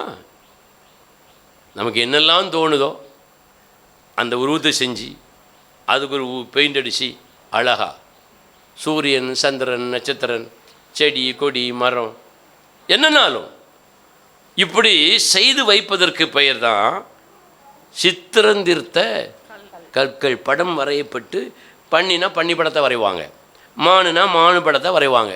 இப்போ ஜூக்கு போகிறோம், அங்கே பார்க் இருக்குது, அங்கே மான் இருக்குது, புலி இருக்குது, மாடு இருக்குது, கண்டுகுட்டி இருக்குது, யானை இருக்குது, மயில் இருக்குது. போய் யாராவது தொட்டு கும்பிடுவோமா? தொட்டு கும்பிட மாட்டோம். ஏன்னா அது உயிர் இல்லாததுன்னு தெரியும். அப்போ ஆண்டவர் சொல்கிறாரு, நீ விக்கிரகத்தை வைத்து வழிபடும் பொழுது அந்நிய தெய்வத்துக்கு சமமாக என்னை இங்கே ஒப்பிடுகிறா என்று சொல்லுகிறார். நீ சொரூபங்களை வைத்து வழிபடும் பொழுது மரித்து போன மனிதர்களுக்கும் புனிதர்களுக்கும் சமமாக என்னை நீ இங்கே ஒப்பிடுகிறாய். நீ சிலைகளை வைத்து தேவன் என்று வணங்கும் பொழுது மிருகங்களுடைய சாயலுக்கு என்னை ஒப்பிடுகிறாய். கற்களை நீ வணங்கும் பொழுது இந்த உலகத்தில் உள்ள உருவாக்கப்பட்ட, என்னால் சிருஷ்டிக்கப்பட்ட சிருஷ்டிகளை, சூரியன், சந்திரன், மரம், கொடி, இவைகளை நீ எனக்கு சமமாக்குகிறாய். ஆகவே நீ வணங்குவதாக இருந்தால் இவைகளை என்ன செய்யக்கூடாது? உண்டாக்கக்கூடாது, உருவாக்கக்கூடாது, அவைகளுக்கு முன்னால் நீ போய் நிற்கக்கூடாது, தேசத்தில் அதை நிறுத்தவும் கூடாது. அல்லேலூயா. நீ ஆராதிக்கக்கூடியதாக இருந்தால் அதை நிறுத்தவே கூடாது, வைக்கக்கூடாது, உருவாக்கக்கூடாது, உண்டாக்கக்கூடாது. அல்லேலூயா. இப்படி ஆண்டவர் தெளிவாய் சொன்ன இந்த வேத வசனத்தை திருத்தி, நாங்கள் இந்த காரணத்துக்காகத்தான் அதை வைத்திருக்கிறோம், நாங்கள் போனாலும் நாங்கள் அதை பார்க்க மாட்டோம் அப்படின்னு சொல்வது எவ்வளவு ஒரு வேத தெளிவில்லாத ஒரு காரியம் என்பதை யோசித்து பாருங்கள். ஆகவே தான் பவுல் எழுதுகிறார், அவர்கள் தங்களை ஞானிகள் என்று சொல்லியும். வாசிக்க பார்க்கலாம். ரோமருக்கு எழுதிய நிருபம் 1ஆம் அதிகாரம், திருப்பிக் கொள்வோம். ரோமருக்கு எழுதிய நிருபம் 1ஆம் அதிகாரம் திருப்பிக் கொள்ளுங்க. அடிக்கடி நீங்கள் பதித்து வைத்து கொள்ள வேண்டிய ஒரு வசனம். ரோமருக்கு எழுதிய நிருபம் 1ஆம் அதிகாரம் 25ஆம் வசனத்தை வாசிங்க. தேவனுடைய சத்தியத்தை அவர்கள் பொய்யாக மாற்றி சிருஷ்டிகரை தொழுது உருவாக்கின சிருஷ்டி கர்த்தரை தொழுது ஆராதிக்காமல் சிருஷ்டியை தொழுது சேவித்தார்கள். சிருஷ்டியை, உருவாக்கப்பட்ட சிருஷ்டிகளை, பொருட்களை, கற்களை, மனிதர்களை, வேலையை, தொழிலை, பணத்தை, தங்கத்தை, எதையாக இருக்கட்டும், தேவனை விட அதிக முக்கியத்துவம் கொடுக்கப்பட்டு அந்த உருவாக்கப்பட்ட பொருட்களை சேவித்தார்கள். அவரே என்றென்றைக்கும் ஸ்தோத்தரிக்கப்பட்டவர். அவரே என்றென்றைக்கும் ஸ்தோத்தரிக்கப்பட்டவர். ஆமென் சொல்லிட்டு இப்போ 21ஆம் வசனத்தையும் 22ஆம் வசனத்தையும் வாசிங்க. அவர்கள் தேவனை அறிந்திருந்தும் அவரை தேவன் என்று மகிமைப்படுத்தாமல் தேவனுக்குரிய மகிமையை கொடுக்காம ஸ்தோத்தரியாமலும் இருந்து தங்கள் சிந்தனைகளினாலே சுயபுத்தினாலே வீணரானார்கள். உணர்வில்லாத அவர்களுடைய தேவனை குறித்த அறிவும் உணர்வும் இல்லாத அந்த இருதயம் இருளடைந்தது. அவர்கள் தங்களை ஞானிகள் என்று சொல்லியும் பைத்தியக்காரராகி அல்லேலூயா. அத்தனை பட்டணத்தார் தங்களை ஞானிகள் என்று சொன்னாலும் தேவனை அறியாதவர்களாக இருந்ததுனால அவர்கள் யாரு? பைத்தியக்காரர்களாக இருந்தார்கள். கத்தோலிக்க வேதத்தில் இந்த வசனத்தை ஒரு தடவை நான் கத்தோலிக்க அந்த திருவிழா அன்றைக்கு பேசி வாசித்தேன். இன்னும் எனக்கு மறக்க மாட்டேங்குது. அவர்கள் தங்களை அறிவுள்ளவர்கள், புத்திசாலிகள், ஞானமுள்ளவர்கள் என்று சொல்லிக் கொண்டாலும் அவர்கள் மதிகெட்டவர்களாக இருந்தார்கள், மதிகேடர்களாக இருந்தார்கள்னு போட்டிருக்கு. யோசித்து பாருங்க. நாமும் அப்படித்தான். தேவனை விட ஏதோ ஒரு காரியத்திற்கு, ஒரு நபருக்கு முக்கியத்துவம் கொடுத்தா, அது கல்லாக இருக்கட்டும், பொண்ணாக இருக்கட்டும், வேலையாக இருக்கட்டும், மனைவியா, புருஷனா, பொண்டாட்டியா, தொழிலா, பிள்ளைகள், எதுவாக இருக்கட்டும், தேவனை விட ஏதோ ஒன்றுக்கு அதிக முக்கியத்துவம் கொடுத்து தேவனை ஆராதிப்பதை நாம் முக்கியத்துவம் கொடுக்காம ஏனோதானம் என்று நம்முடைய வாழ்க்கையை அமைந்து கொண்டால் நாமும் விக்கிரக ஆராதனைக்காரர்கள் தான் என்று வேதம் சொல்லுகிறது. ஞானியா இருக்கலாம், படிச்சிருக்கலாம், டாக்டராக இருக்கலாம், வக்கீலாக இருக்கலாம், பெரிய ஒரு சயின்டிஸ்டாக கூட நீங்கள் இருக்கலாம், டீச்சராக இருக்கலாம், பெரிய அறிவாளியாக இருக்கலாம், பல பெரிய உத்தியோகத்தில் இருக்கலாம், பெரிய பிரசங்கியாராக கூட நீங்கள் இருக்கலாங்க. ஆனால் நீங்கள் வேதத்தை அறியாமல் நீங்கள் விக்கிரகங்களை வழிபட்டு கொண்டிருந்தால், தேவனை விட இன்னொன்றுக்கு முக்கியத்துவம் கொடுத்தால், அந்த விக்கிரக ஆராதனையை நீங்கள் எந்த விதத்திலும் செய்து கொண்டிருந்தால் நீங்கள் உங்களை ஞானிகள் என்று சொன்னால் நீங்கள் யாரு? மடையர்கள், பைத்தியக்காரர்கள் என்று வேதம் சொல்லுகிறது. இப்படித்தான் அத்தனை பட்டணத்தில் உள்ளவங்க இருந்தாங்க. அல்லேலூயா. பவுல் இந்த அத்தனை பட்டணத்தில் போய் வாசிங்க பார்க்கலாம். மறுபடியும் அதே வசனத்தை திருப்பிக் கொள்வோம். அப்போஸ்தலர் 17ஆம் அதிகாரம் 16ஆம் வசனத்தையும் 17ஆம் வசனத்தையும் வாசிங்க. அத்தனை பட்டணத்தில் பவுல் அவர்களுக்காக காத்து கொண்டிருக்கையில் அந்த பட்டணம் விக்கிரகங்களால் நிறைந்திருக்கிறதை அந்த ஞானிகளுடைய பட்டணம் விக்கிரகங்களினாலே நிறைந்திருக்கிறதை கண்டு தன் ஆவியில் மிகுந்த வைராக்கியம், ஆன்மீக வாழ்க்கையிலே, ஆவிக்குரிய வாழ்க்கையில வைராக்கியம் அடைந்து ஜெப ஆலயத்தில் யூதரோடும், அந்த ஜெப ஆலயத்திற்குள்ளே போய் யூதரோடும், பக்தி உள்ளவர்களோடும் சந்தை வெளியில் எதிர்பட்டவர்களோடும் தினந்தோறும் சம்பாஷணை பண்ணினான். ஜெபாலயத்தில் வேதம் என்ன சொல்லுது? சந்தை வெளிகளில் எதிர்பட்டவங்களோடு போய் என்ன செய்யறான்? தினந்தோறும் சம்பாஷணை. விக்கிரக ஆராதனைக்காரர்களோடு தினந்தோறும் உரையாடுகிறான், பேசுகிறான். நீங்க பேச முடியுமா? உங்க வீட்டில் பேச முடியுமா? குடும்பத்தோட பேச முடியுமா? கணவன் மனைவி பிள்ளைகிட்ட பேச முடியுமா? ரோட்டில் பேச முடியுமா? சந்தை வெளியில் பேச முடியுமா? உன் நண்பர்களோடு பேச முடியுமா? அதை பேசாம நீ எதை சம்பாஷணை பண்ணினாலும் வேதம் சொல்லுகிறது அது உன் ஒழுக்கத்தையும் உன் ஒழுங்கை என்ன செஞ்சிடும்? கெடுத்துரும். உன்னோடு நிற்பதில்லை, உன் குடும்பத்தை அது பாதிக்கும். நம்மை கெடுக்கிற வாதைகள் அதுதான் என்று வேதம் சொல்லுகிறது. ஆனால் பவுல் ஆகாத சம்பாஷணை பண்ணலை. என்ன சம்பாஷணை பண்ணினா வேதம் சொல்லுகிறது? வாசிங்க பார்க்கலாம். அப்போஸ்தலர் 17ஆம் அதிகாரம் 18ஆம் வசனத்தை வாசிங்க. அப்பொழுது எப்பிக்கூரரும் ஸ்தோயிக்கருமான ஞானிகளில் சிலர் அவனுடனே வாக்குவாதம் பண்ணினார்கள். சிலர் இந்த வாயாடி என்ன பேச போகிறான் என்றார்கள். சிலர் இவன் அந்நிய தேவதைகளை அறிவிக்கிறவனாக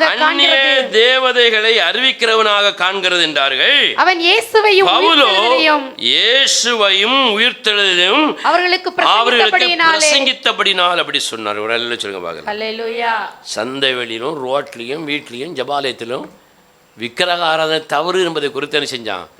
சம்பாஷணை பண்ணினான், உரையாடல் பண்ணினான். அதோடு இயேசு உயிரோடு இருக்கிறார், இயேசு மெய்யான தேவன், இயேசு ஜீவிக்கிறார், என்னை ரட்சித்திருக்கிறார், நான் விடுதலையாக்கப்பட்டிருக்கிறேன், பாவ மன்னிப்பை பெற்றிருக்கிறேன், நான் இன்றைக்கு தேவ ரட்சிப்பினால் மகிழ்ச்சியாக இருக்கிறேன் சொல்லி அவன் சொல்லியிருப்பான். அல்லேலூயா. யாடா குடமா சொன்னா அடிதான் வாங்கணும். அல்லேலூயா. அவமானப்படணும். நான் இந்த ஊரில் 35 வருடமாக ஊழி செய்கிறேங்க. என்னை பற்றி நீ ஓரளவுக்கு அறிஞ்சிருப்பீங்க. போகிற இடத்துல சத்தியத்தை பேசுவேனா பேச மாட்டேனா அப்படிங்கிறத பற்றி நீங்கள் உங்களுக்கு தெரியும்.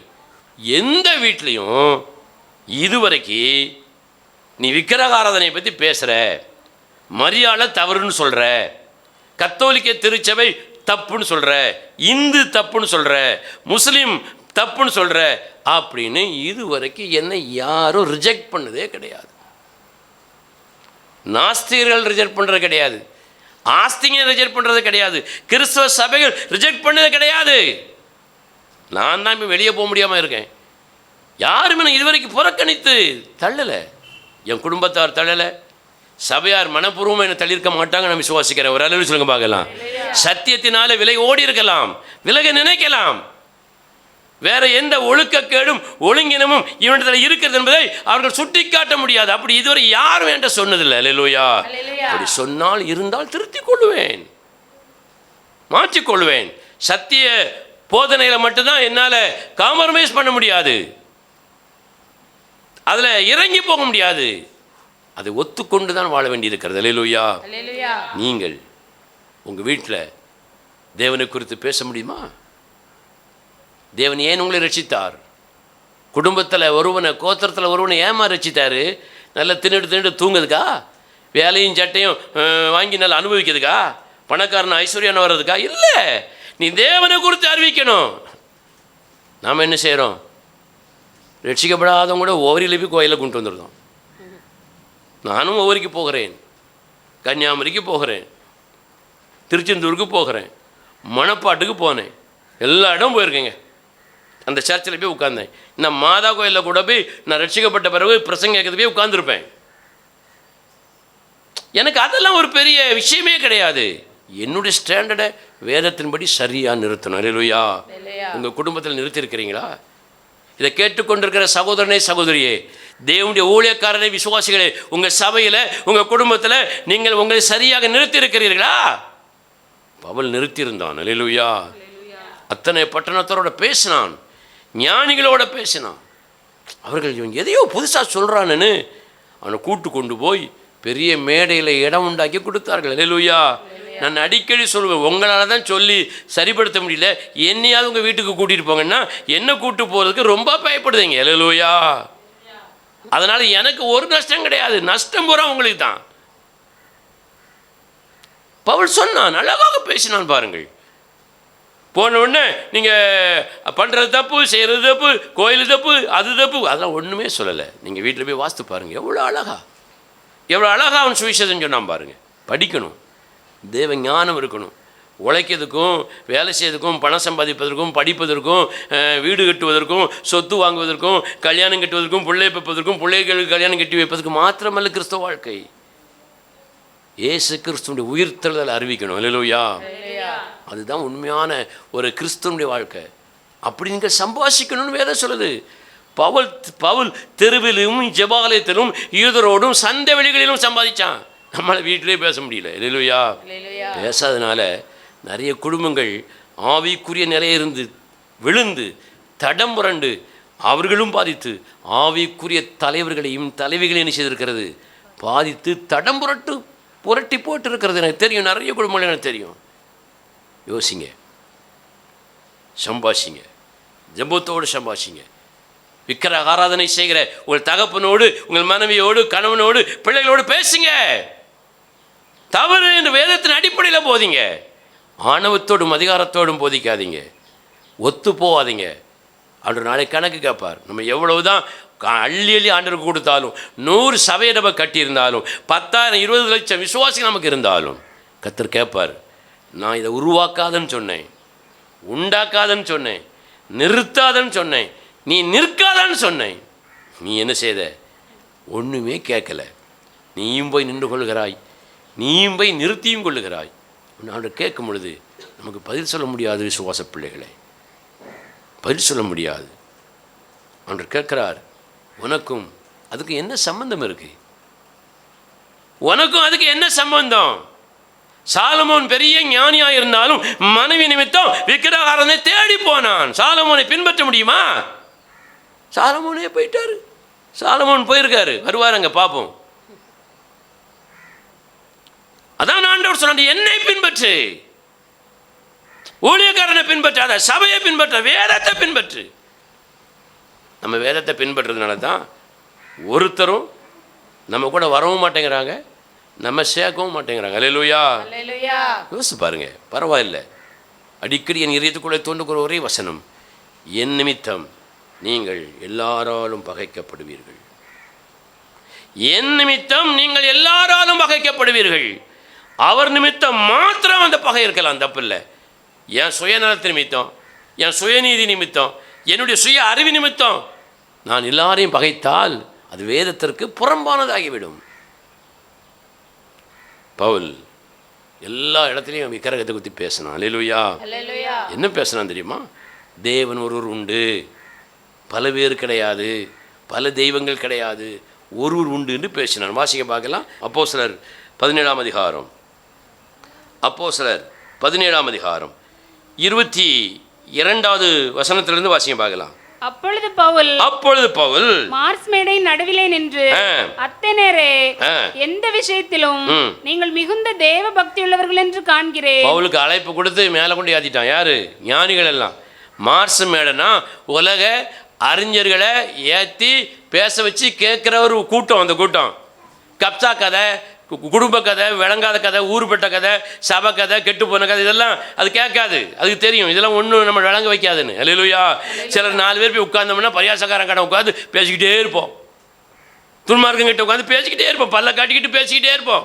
தேவனை பற்றி பேச முடியாது. இவன் அவனை பற்றி பேச முடியாது, அவன் இவனை பற்றி பேச முடியாது, இவன் அவனை பற்றி பேச முடியாது, அவன் இவனை பற்றி பேச முடியாது. ரெண்டும் ஒரே கேட்டகரி. பேச முடியாது, வேத வசனத்தை பேச முடியாது. ஊரை பற்றி பேசிட்டு கிடக்கும், அடுத்தவரை பற்றி பேசிட்டு கிடக்கும். அல்லேலூயா. மாற்றிக்கொள்ளுங்கள். இந்த மார்ஸ் மேடை அப்படிப்பட்ட மேடை இல்லை. புதிதான ஒன்றை, தாங்கள் அறியாத ஒன்றை அறிவிக்கிறவனை மட்டும் தாங்க ஏற்றுவோம். அல்லேலூயா. மார்ஸ் மேடையில் பவுலை ஏற்றி வாசிங்க 22ஆம் வசனத்திலிருந்து. அப்பொழுது பவுல் மார்ஸ் மேடையின் நடுவிலே நின்று, அத்தேனரே, எந்த விஷயத்திலும் நீங்கள் மிகுந்த தேவ பக்தி உள்ளவர்கள் என்று காண்கிறேன். எல்லா விஷயத்திலும் எப்படிப்பட்டவங்க?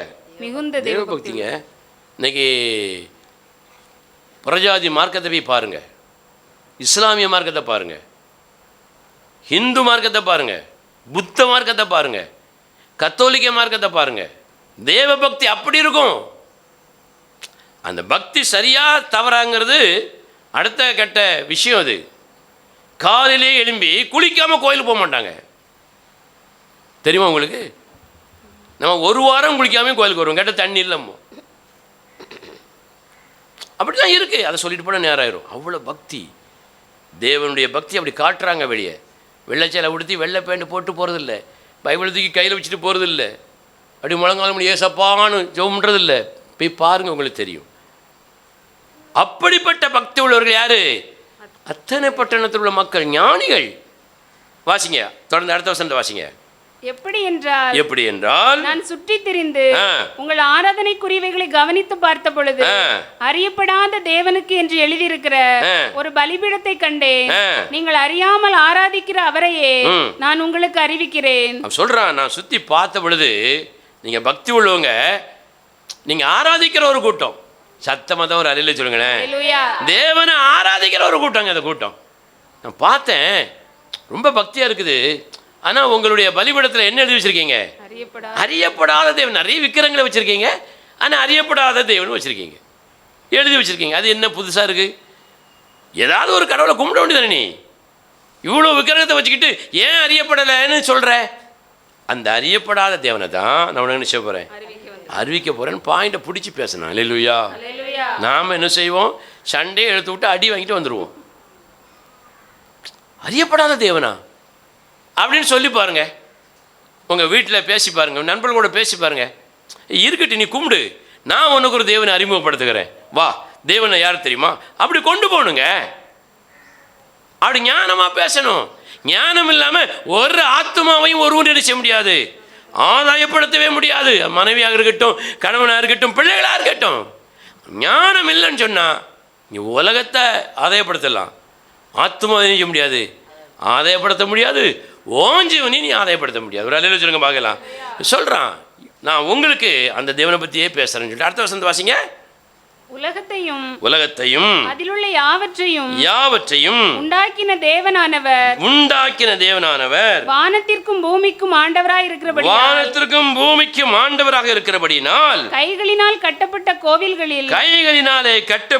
கோவில்களிலே அவர் வாசம் பண்ணுகிறதில்லை. அவர் கைகளினாலே கட்டப்பட்ட கோயில்களிலே வாசம் பண்ணுவதில்லை. அவர்தான். அங்கே வேற எல்லாம் அழுத்தி சொல்லலை. இயேசு கிறிஸ்துவை பற்றி சொன்னான்னு வேதம் சொன்னாலும் காமனாக பேசுகிறார். அறியப்படாத தேவன் அவர். அவர் என்ன செய்வதில்லை? கைகளினாலே கட்டப்பட்ட கோயிலில் வாசம் பண்ணுகிறதில்ல. உடனே இப்படி விசுவாசிகள், நாங்களே அந்த ஆலயம், அதனால் நாங்கள் கோயிலுக்கு வர வேண்டிய அவசியம் இல்லை. அந்த வசனம் தான் சொல்லுது, நீங்களே அந்த ஆலயம். கர்த்தருடைய ஆலயம் எப்படி இருக்குது? பரிசுத்தமாக இருக்கிறது. நீங்கள் தேவனுடைய ஆலயம் என்றால் நீங்கள் பரிசுத்தமாக இருக்கிறீர்களா? பொய் சொல்லாமல், இச்சை உள்ளவர்களாக இல்லாமல், தேவனுக்கு முக்கியத்துவம் கொடுத்து ஏமாத்தாம, பித்தலாட்டம் பண்ணாம, தேவ பக்தியாக, ஒழுக்கமாக, ஒழுங்காக கிறிஸ்துக்குள்ளே வளர்கிற, கிறிஸ்துக்குள்ளே குடும்பத்தை நடத்துகிற அப்படிப்பட்ட தேவனுடைய பிள்ளைகளாக தேவாலயமாக இருக்கிறீங்களா? இல்லையே. நீங்களே அந்த ஆலயம். தேவனுடைய ஆலயம் பரிசுத்தமாக இருக்கிறது. நீ அதை கெடுத்தால், முழுசா படிக்கணும், தேவன் உங்களை கெடுப்பார். அதான் கெட்டு போய் கிடக்கு. சரி, அது வேற ஒரு சப்ஜெக்ட், போயிடும். அப்போ தேவன் கைகளினாலே கட்டப்பட்ட ஆலயத்திலே வாசம் பண்ணுவதில்லைன்னா தங்குவதில்லை, வருவதில்லைன்னு நினைச்சிடக்கூடாது. அல்லேலூயா. இது கூட கைகளினால் கட்டப்பட்ட ஒரு ஆலயம். இங்கே தங்குவதில்லை, உலாவுவார். அல்லேலூயா.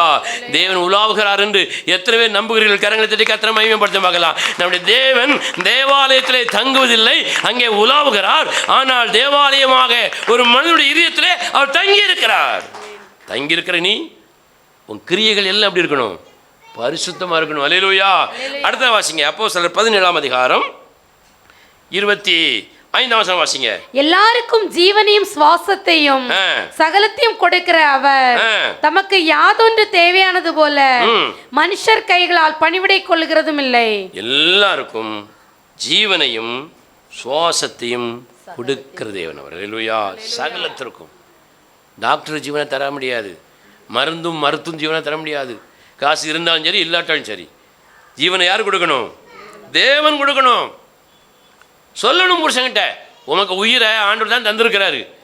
மனைவிட்ட சொல்லணும், நீ சாக கடந்த, நான் ஜெபம் பண்ணேன், ஆண்டவர் ஜீவனை தந்திருக்கிறாரு. பிள்ளைகள்கிட்ட சொல்லணும், நீ எத்தனை முறை சாக கடந்த, உனக்காக நான் ஜெபம் பண்ணேன், ஜீவனை தந்த ஆண்டவர், அவரை ஆராதி. அவர் கைகளினால கட்டப்பட்ட ஆலயத்தில் வாசம் பண்ணுவதில்லை. அங்கே போய் நின்றுட்டு அந்த கற்சலையும் பொற்சலையும் பார்த்து நீ வணங்காத சொல்லணும். அல்லேலூயா. அடுத்த வசனத்தை வாசிங்க.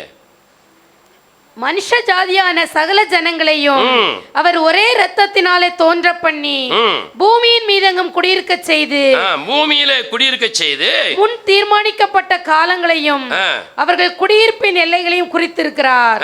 கர்த்தராகிய தம்மை அவர்கள் தடவியாகிலும் கண்டுபிடிக்கத்தக்கதாக தம்மை தேடும்படி அப்படி செய்தார். அவர் நம்மில் ஒருவருக்கும் தூரமானவர் அல்லவே. அவர் தூரமானவர் அல்ல. அல்லேலூயா. அல்லேலூயா. இந்த நாட்களுக்கு முன்னதாக பிரசங்கம் எடுத்து வச்ச பிரசங்கம் அது பண்ற நேரமே எனக்கு இல்லை.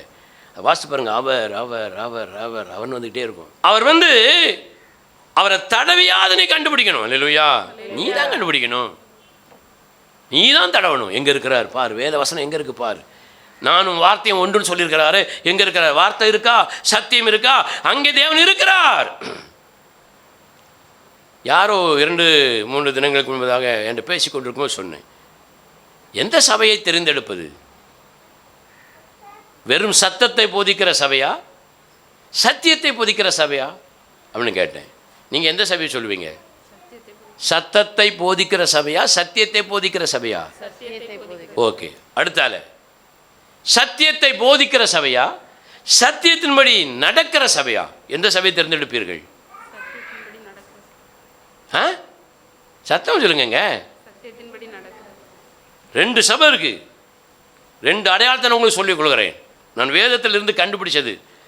சத்தியத்தை போதிக்கிற சபைக்கு நீங்க போங்க, சத்தியத்தின்படி நடக்கிற சபைக்கும் போங்க. அல்லேலூயா. 2ம் இல்லாத சபைக்கு நாம போக வேண்டிய அவசியமே இல்லை. தேவனே எழுதி வைத்திருக்கிற சத்தியம் பேசுவதற்கு நேரம் இல்லை.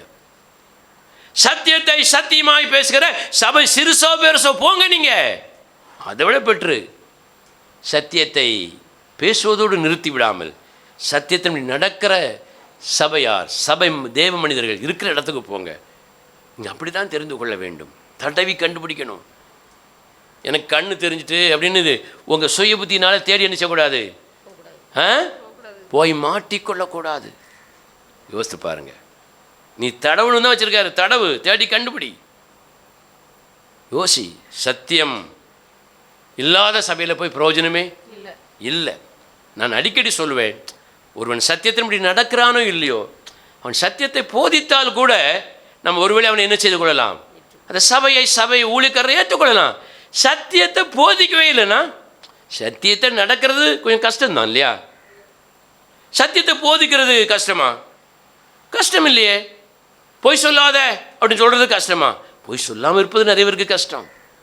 குடும்பத்துக்குள்ளே ஒருவருக்கு ஒரு பொய் சொல்லிக்கொண்டு பெருமை வேற பாராட்டி கொடுக்குறோம். எல்லாரும் அப்படி தான் இருக்கான்னு. எல்லாரும் அப்படி இருக்க மாட்டாங்க. அல்லேலூயா. அப்போ சத்தியத்தை சத்தியமாக சொல்வது எளிது, அதையே பிரசங்கம் பண்ண முடியல. அந்த சபை எப்படி சத்தியத்தை நம்ம நடத்தவே செய்யாது. அதனால் சத்தியத்தை சொல்லக்கூடிய சபைக்கு போங்க, சத்தியத்தின்படி நடத்துகிற சபைக்கு போங்க. அல்லேலூயா. வேதம் சொல்கிறது, சத்தியத்தை அறிவீர்கள், உங்கள் கட்டுகள் எல்லாவற்றிலும் இருந்து சத்தியம் உங்களை விடுதலையாக்கும். கரங்கள் தட்டி கத்திர மகிமைப்படுத்த பார்க்கலாம். அதைத்தான் வேதம் தெளிவாக திரும்ப திரும்ப போதிக்கிறது. நீங்கள் விக்கிரக ஆராதனைக்கு நான் போகிறேன், கண்ணை மூடிக்கொள்கிறேன் அப்படி சொல்லி நீங்கள் தொடர்ந்து அங்கே உங்கள் ஐக்கியத்தை நீங்கள் வைத்துக் கொண்டால், கற்களும் பொற்சிலைகளும் கல்லுகளும் மரங்களும் சிலைகளும் சுரூபங்களும் விக்கிரகங்களும் சித்திரந்திருத்த கல்லுகளும் மாத்திரமல்ல, விக்கிரகம் என்பது பொருளாசை.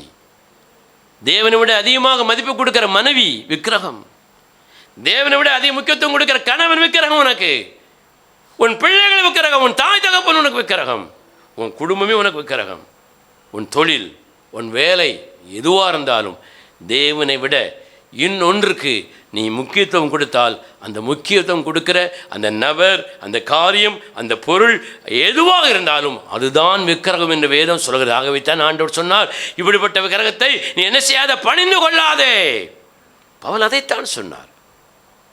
இப்படி பேசுங்க, நீங்கள் குடும்பத்தோடு பேசுங்க. இதை பேசாமல் நீங்கள் பாட்டுக்கு மடையம் மாதிரி மடைச்சி மாதிரி வாழ்ந்துக்கிட்டு இருந்தால் உங்கள் குடும்பத்தில் என்ன நடக்குங்கிறதே நீங்கள் தெரிஞ்சுக்கணும். சுருக்கமாக சொல்லி நான் முடிக்கிறேன், வாசிக்க பார்க்கலாம். இந்த விக்கிரக வழிபாடு, மறுபடியும் நான் சொல்லுகிறேன், கற்களும் பொற்சிலைகளும் சுரூபங்களும் கல்லுகளும் உருவங்களும் மாத்திரமல்ல, தேவனை விட முக்கியத்துவம் கொடுக்கிற எந்த ஒரு நபரும் பொருளும் பொன்னும் விக்கிரகம்தான். அவைகளுக்கு நீங்கள் முக்கியத்துவம் கொடுத்தால், அவைகளை தேவனை விட அதிகமாக நீங்கள் மதித்தால், அந்த விக்கிரகங்கள் உங்களுக்கு என்ன செய்யுமா? வாசிக்க பார்க்கலாம்.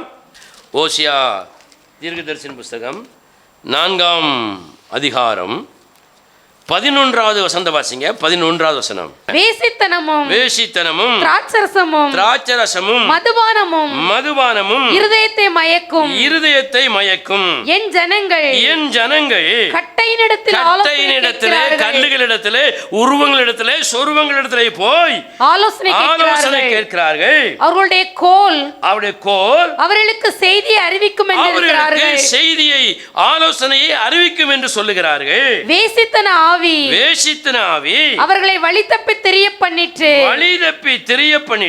அவர்கள் தங்கள் தேவனுக்கு கீழ்ப்பட்டிராமல் சோரமார்க்கம் போனார்கள். அவர்கள் மலையுச்சியில் பலியிட்டு மேடுகளிலே கர்வாலி மரங்களின் கீழும் புன்னை மரங்களின் கீழும் அரச மரங்களின் கீழும் அவைகளின் நிழல் நல்லதென்று தூபம் காட்டுகிறார்கள். இது நிமித்தம் உங்கள் குமாரத்திகள் வேசித்தனமும் உங்கள் மருமக்கள்மார்கள் விபச்சாரமும் செய்கிறார்கள். போதும், நேரம் இல்லை. நீங்கள் கட்டையினிடத்திலே கல்லுகளிடத்திலே ஒரு விக்கிர இடத்துல சொருபத்திடத்துல போய் நீங்க ஆலோசனை கேட்டீங்கன்னா அது என்ன செய்யும்? அதன் மூலமாக ஒரு வேசித்தன ஆவி உங்களுக்குள்ளே பிரவேசித்து உங்களை என்ன செய்யும்? வழி தப்ப பண்ணிரும். நீங்க இந்த அதிகாரத்தை ஓசியா புஸ்தகத்தை வீட்டில் போய் வாசிங்க. ஒருவன் தன் மனதை விக்கிரகங்களிடத்தில் செலுத்தும் பொழுது கற்களும் சிலைகளும் மாத்திரமல்ல, பொருளாசை, கணவன் மனைவி, பிள்ளைகள், வேலை, தொழில், பணம் எதுவாக இருக்கட்டும், அங்கே நீங்கள் செலுத்தும் பொழுது அங்கே இருந்து ஒரு வேசித்தன ஆவி புறப்பட்டு உங்களை என்ன செஞ்சிடும்? வழி தப்பி போக பண்ணிடும். நேர்மையான வழியை விட்டு கோணனான வழிக்கு போயிடுவீங்க. ஆவிக்குரிய மகிழ்ச்சி, ரட்சிப்பின் மகிழ்ச்சி உங்களுக்கு செய்யாது, இருக்காது. அடுத்தால பாருங்க, விக்கிரங்களை வணங்கும் பொழுது என்ன நடக்கிறதா வாசிங்க பார்க்கலாம். 2 ராஜாக்கள் 21ஆம் அதிகாரம் திருப்பிக் கொள்வோம். 2 ராஜாக்களின் புஸ்தகம் 21ஆம் அதிகாரம் 11ஆம் வசனத்தை வாசிங்க.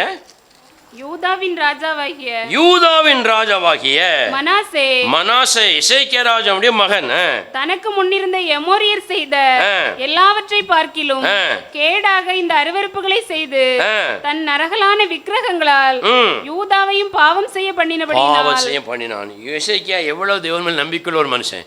அவனுக்கு பிறந்த பிள்ளைய பாருங்க, விக்கிரகத்தை செஞ்சு வழிபட்டுட்டு அந்த விக்கிரகத்தின் மூலமாக எல்லாத்தையும் பாவம் செய்ய தூண்டினான். வழிபடுங்க, போங்க, ஒன்றும் இல்லை, கண்ணை மட்டும் மூடிக்கிடுங்க, போயிட்டு வாங்கன்னு சொல்லி செஞ்சிருப்பான். அப்படி சொல்லியிருக்க மாட்டான். இந்த காலத்தில் அப்படி சொல்கிறனால சொல்கிறேன். விக்கிரகங்கள் உங்களை பாவம் செய்ய தூண்டும். அது நிறைய உதாரணங்கள் சொல்லலாம், வேண்டாம். அல்லேலூயா. அதனால்தான் யோவான் சுவிசேஷத்தில் நிருபத்தில் எழுதுகிறார். 1 யோவான் வாசிக்க பார்க்கலாம், நான் முடிக்கிறேன். 1 யோவான் 5ஆம் அதிகாரம் 21ஆம் வசனத்தை வாசிங்க. பிள்ளைகளே, நீங்கள் விக்கிரகங்களுக்கு விலகி உங்களை காத்துக் கொள்வீர்களாக. ஆமென், ஆமென், அல்லேலூயா. அதனால நம்முடைய வாழ்க்கையில் விக்கிரகங்களுக்கு தேவனை விட முக்கியத்துவம் கொடுக்கிற எந்த காரியமாக இருந்தாலும் அவைகளை விட்டு விலகி தேவனையே நாம் முதலாவது செய்வோம், கனம் பண்ணுவோம். தேவனையே முதலாவது கனம் பண்ணுவதற்கு நம்முடைய குடும்பத்தாருக்கு சொல்லிக் கொடுப்போம். பெற்றோர்கள் பிள்ளைகளுக்கு, கணவன் மனைவிக்கு, மனைவி கணவனுக்கு சொல்லிக் கொடுப்போம். இல்லாவிட்டால் இந்த விக்கிரக வழிபாடு நாளைக்கு ரட்சிக்கப்படாதவன் குடும்பத்தார் தப்பான வழிகளிலே பாவம் செய்ய தூண்டப்பட்டு வழிதப்பி பலவிதமான சாபங்களோடு வாழும் பொழுது ரட்சிக்கப்பட்ட நாம் அது நீங்கள் தான் என்ன செய்யணும்? வேதனைகளை அனுபவிக்கணும். ஆகவேதான் பிள்ளைகளே விக்கிர ஆராதனை விட்டு விலகி காத்துக்கொள்ளுங்கன்னு சொல்கிறார் பவுல். விக்கிர ஆராதனையை பற்றி சந்தை வெளிகளிலே, ஜெப ஆலயங்களிலே, யூதரோடு, எல்லா ஜனங்களோடும் என்ன செய்தான்? சம்பாஷை பண்ணினான். இயேசு கிறிஸ்துவே மெய்யான தேவன் என்று சம்பாஷை பண்ணினான். விக்கிர ஆராதனை தவறு என்பதை அழகான ஒரு ஞானமான நடைமுறையிலே பேசினான். வேதத்தை வாஸ்து பாருங்க, அநேக ஜனங்கள் ஆண்டவரை ஏற்றுக்கொண்டார்கள். அல்லேலூயா. கரங்களை தட்டி கர்த்தரை மகிமைப்படுத்துங்க பார்க்கலாம். ஆண்டவரே, ஆத்துமாவை ஆதாயப்படுத்துவதற்கு வேதத்தை தெளிவாக போதிக்க இந்த பவுலை போல எனக்கு ஞானத்தை தாரும். என் மனைவி கேட்க மாட்டேங்க, என் பொண்டாட்டி கேட்க மாட்டாங்க, என் பிள்ளை கேட்க மாட்டேங்க, என் புருஷன் கேட்க மாட்டாங்க, என் பிள்ளை பேர பிள்ளைகள் கேட்க மாட்டாங்க, அக்கா கேட்க மாட்டாங்க, அண்ணன் கேட்க மாட்டாங்க, பக்கத்தில் இருக்க கேட்க மாட்டாங்கன்னு சொல்லாதீங்க. நம்மளால் ஒன்றுமே முடியாது, தேவனால் எல்லாம் கூடும். அல்லேலூயா. தேவ சித்தம், நீ ரட்சிக்கப்படு, வீட்டார் அனைவரும் ரட்சிக்கப்பட வேண்டும், அதுக்கு நீ உழித்து செய் என்று கர்த்தர் சொல்லுகிறார். அந்த தேவ சித்தத்தை நிறைவேற்றும்படியாக எல்லாரும் எழுப்பி நின்று ஒப்பு கொடுத்து அதுக்கு பின்பதாக நம்ம திருவிருந்துக்காக ஆயத்தம் பண்ணலாம். அப்படியே ஒப்பு கொடுங்க பார்க்கலாம். ஹல்லேலூயா. நன்றியோடு நாங்கள் உம்மை துதிக்கிறோம் ஆண்டவரே. வாய்களை திறந்து அப்படியே கர்த்தரை ஸ்தோத்திரம் பண்ணுங்க பார்க்கலாம். ஸ்தோத்தரிக்கிறோம், ஸ்தோத்தரிக்கிறோம், ஸ்தோத்தரிக்கிறோம். ஹல்லேலூயா, ஹல்லேலூயா, ஹல்லேலூயா.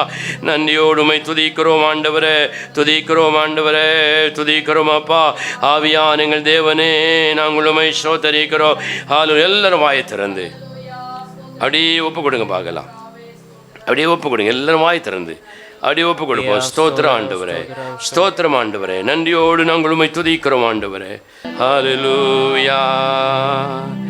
தேவ சித்தம் நிறைவேற என்னையும் ஒப்படைக்கிறே. தேவ சத்தம் என்னுள்ளம் பலமாக தோனிக்குதே. தேவ சித்தம் நிறைவேற என்னையும் ஒப்படைக்கிறே. தேவ சத்தம் என்னுள்ளம் பலமாக தோனிக்குதே. பொன்னை போல புடமிட்டாலும் பொன்னாக விளங்குவேன் என்றென்றுமே. திராணிக்குமே சோதித்திடா தாங்கிட பலனளிப்பா. திராணிக்குமே சோதித்திடா தாங்கிட பலனளிப்பா. தேவ சித்தம் பாடுவோம். நிறைவேற என்னையும் ஒப்படைத்தீரே. தேவ சத்தம் என்னுள்ளம் பலமாக தோனிக்குதே. முன்னறிந்து அழைத்தவரே, முன்னின்று நலமுடன் நடத்துவார். முன்ன சத்தமாய் பாடுவோம். அழைத்தவரே, முன்னின்று நலமுடன் நடத்துவார். சகலமும் நன்மைக்கென்றே சாட்சியாய் முடித்திடுவார். சகலமும் நன்மைக்கென்றே சாட்சியாய் முடித்திடுவார். தேவ சித்தம் நிறைவேற என்னையும் ஒப்படைக்கிறே. தேவ சத்தம் என்னுள்ளம் பலமாக தோனிக்குதே. அப்படி கரங்களை தட்டி கர்த்தரை மகிமைப்படுத்த பார்க்கலாம். மெய்யாகவே தேவன் என்னோடு பேசினார், என்னோடு பேசினார். விக்கிரகங்கள் என்பது கல்லும் பொன்னும் சிலைகளும் உருவங்களும் சொருவங்களும் மாத்திரமல்ல. ஹல்லேலூயா. ஸ்தோத்திரம். தேவனை விட நான் எதற்கு முக்கியத்துவம் கொடுக்கிறேனோ, ஆமென். எந்த பொருளாக இருந்தாலும், ஹல்லேலூயா. எந்த உறவாக இருந்தாலும், அதுதான் விக்கிரகம், அதுதான் விக்கிரகம். ஹல்லேலூயா. என்னை சரிப்படுத்துகிறேன், மனம் திரும்புகிறேன், ஆமென்.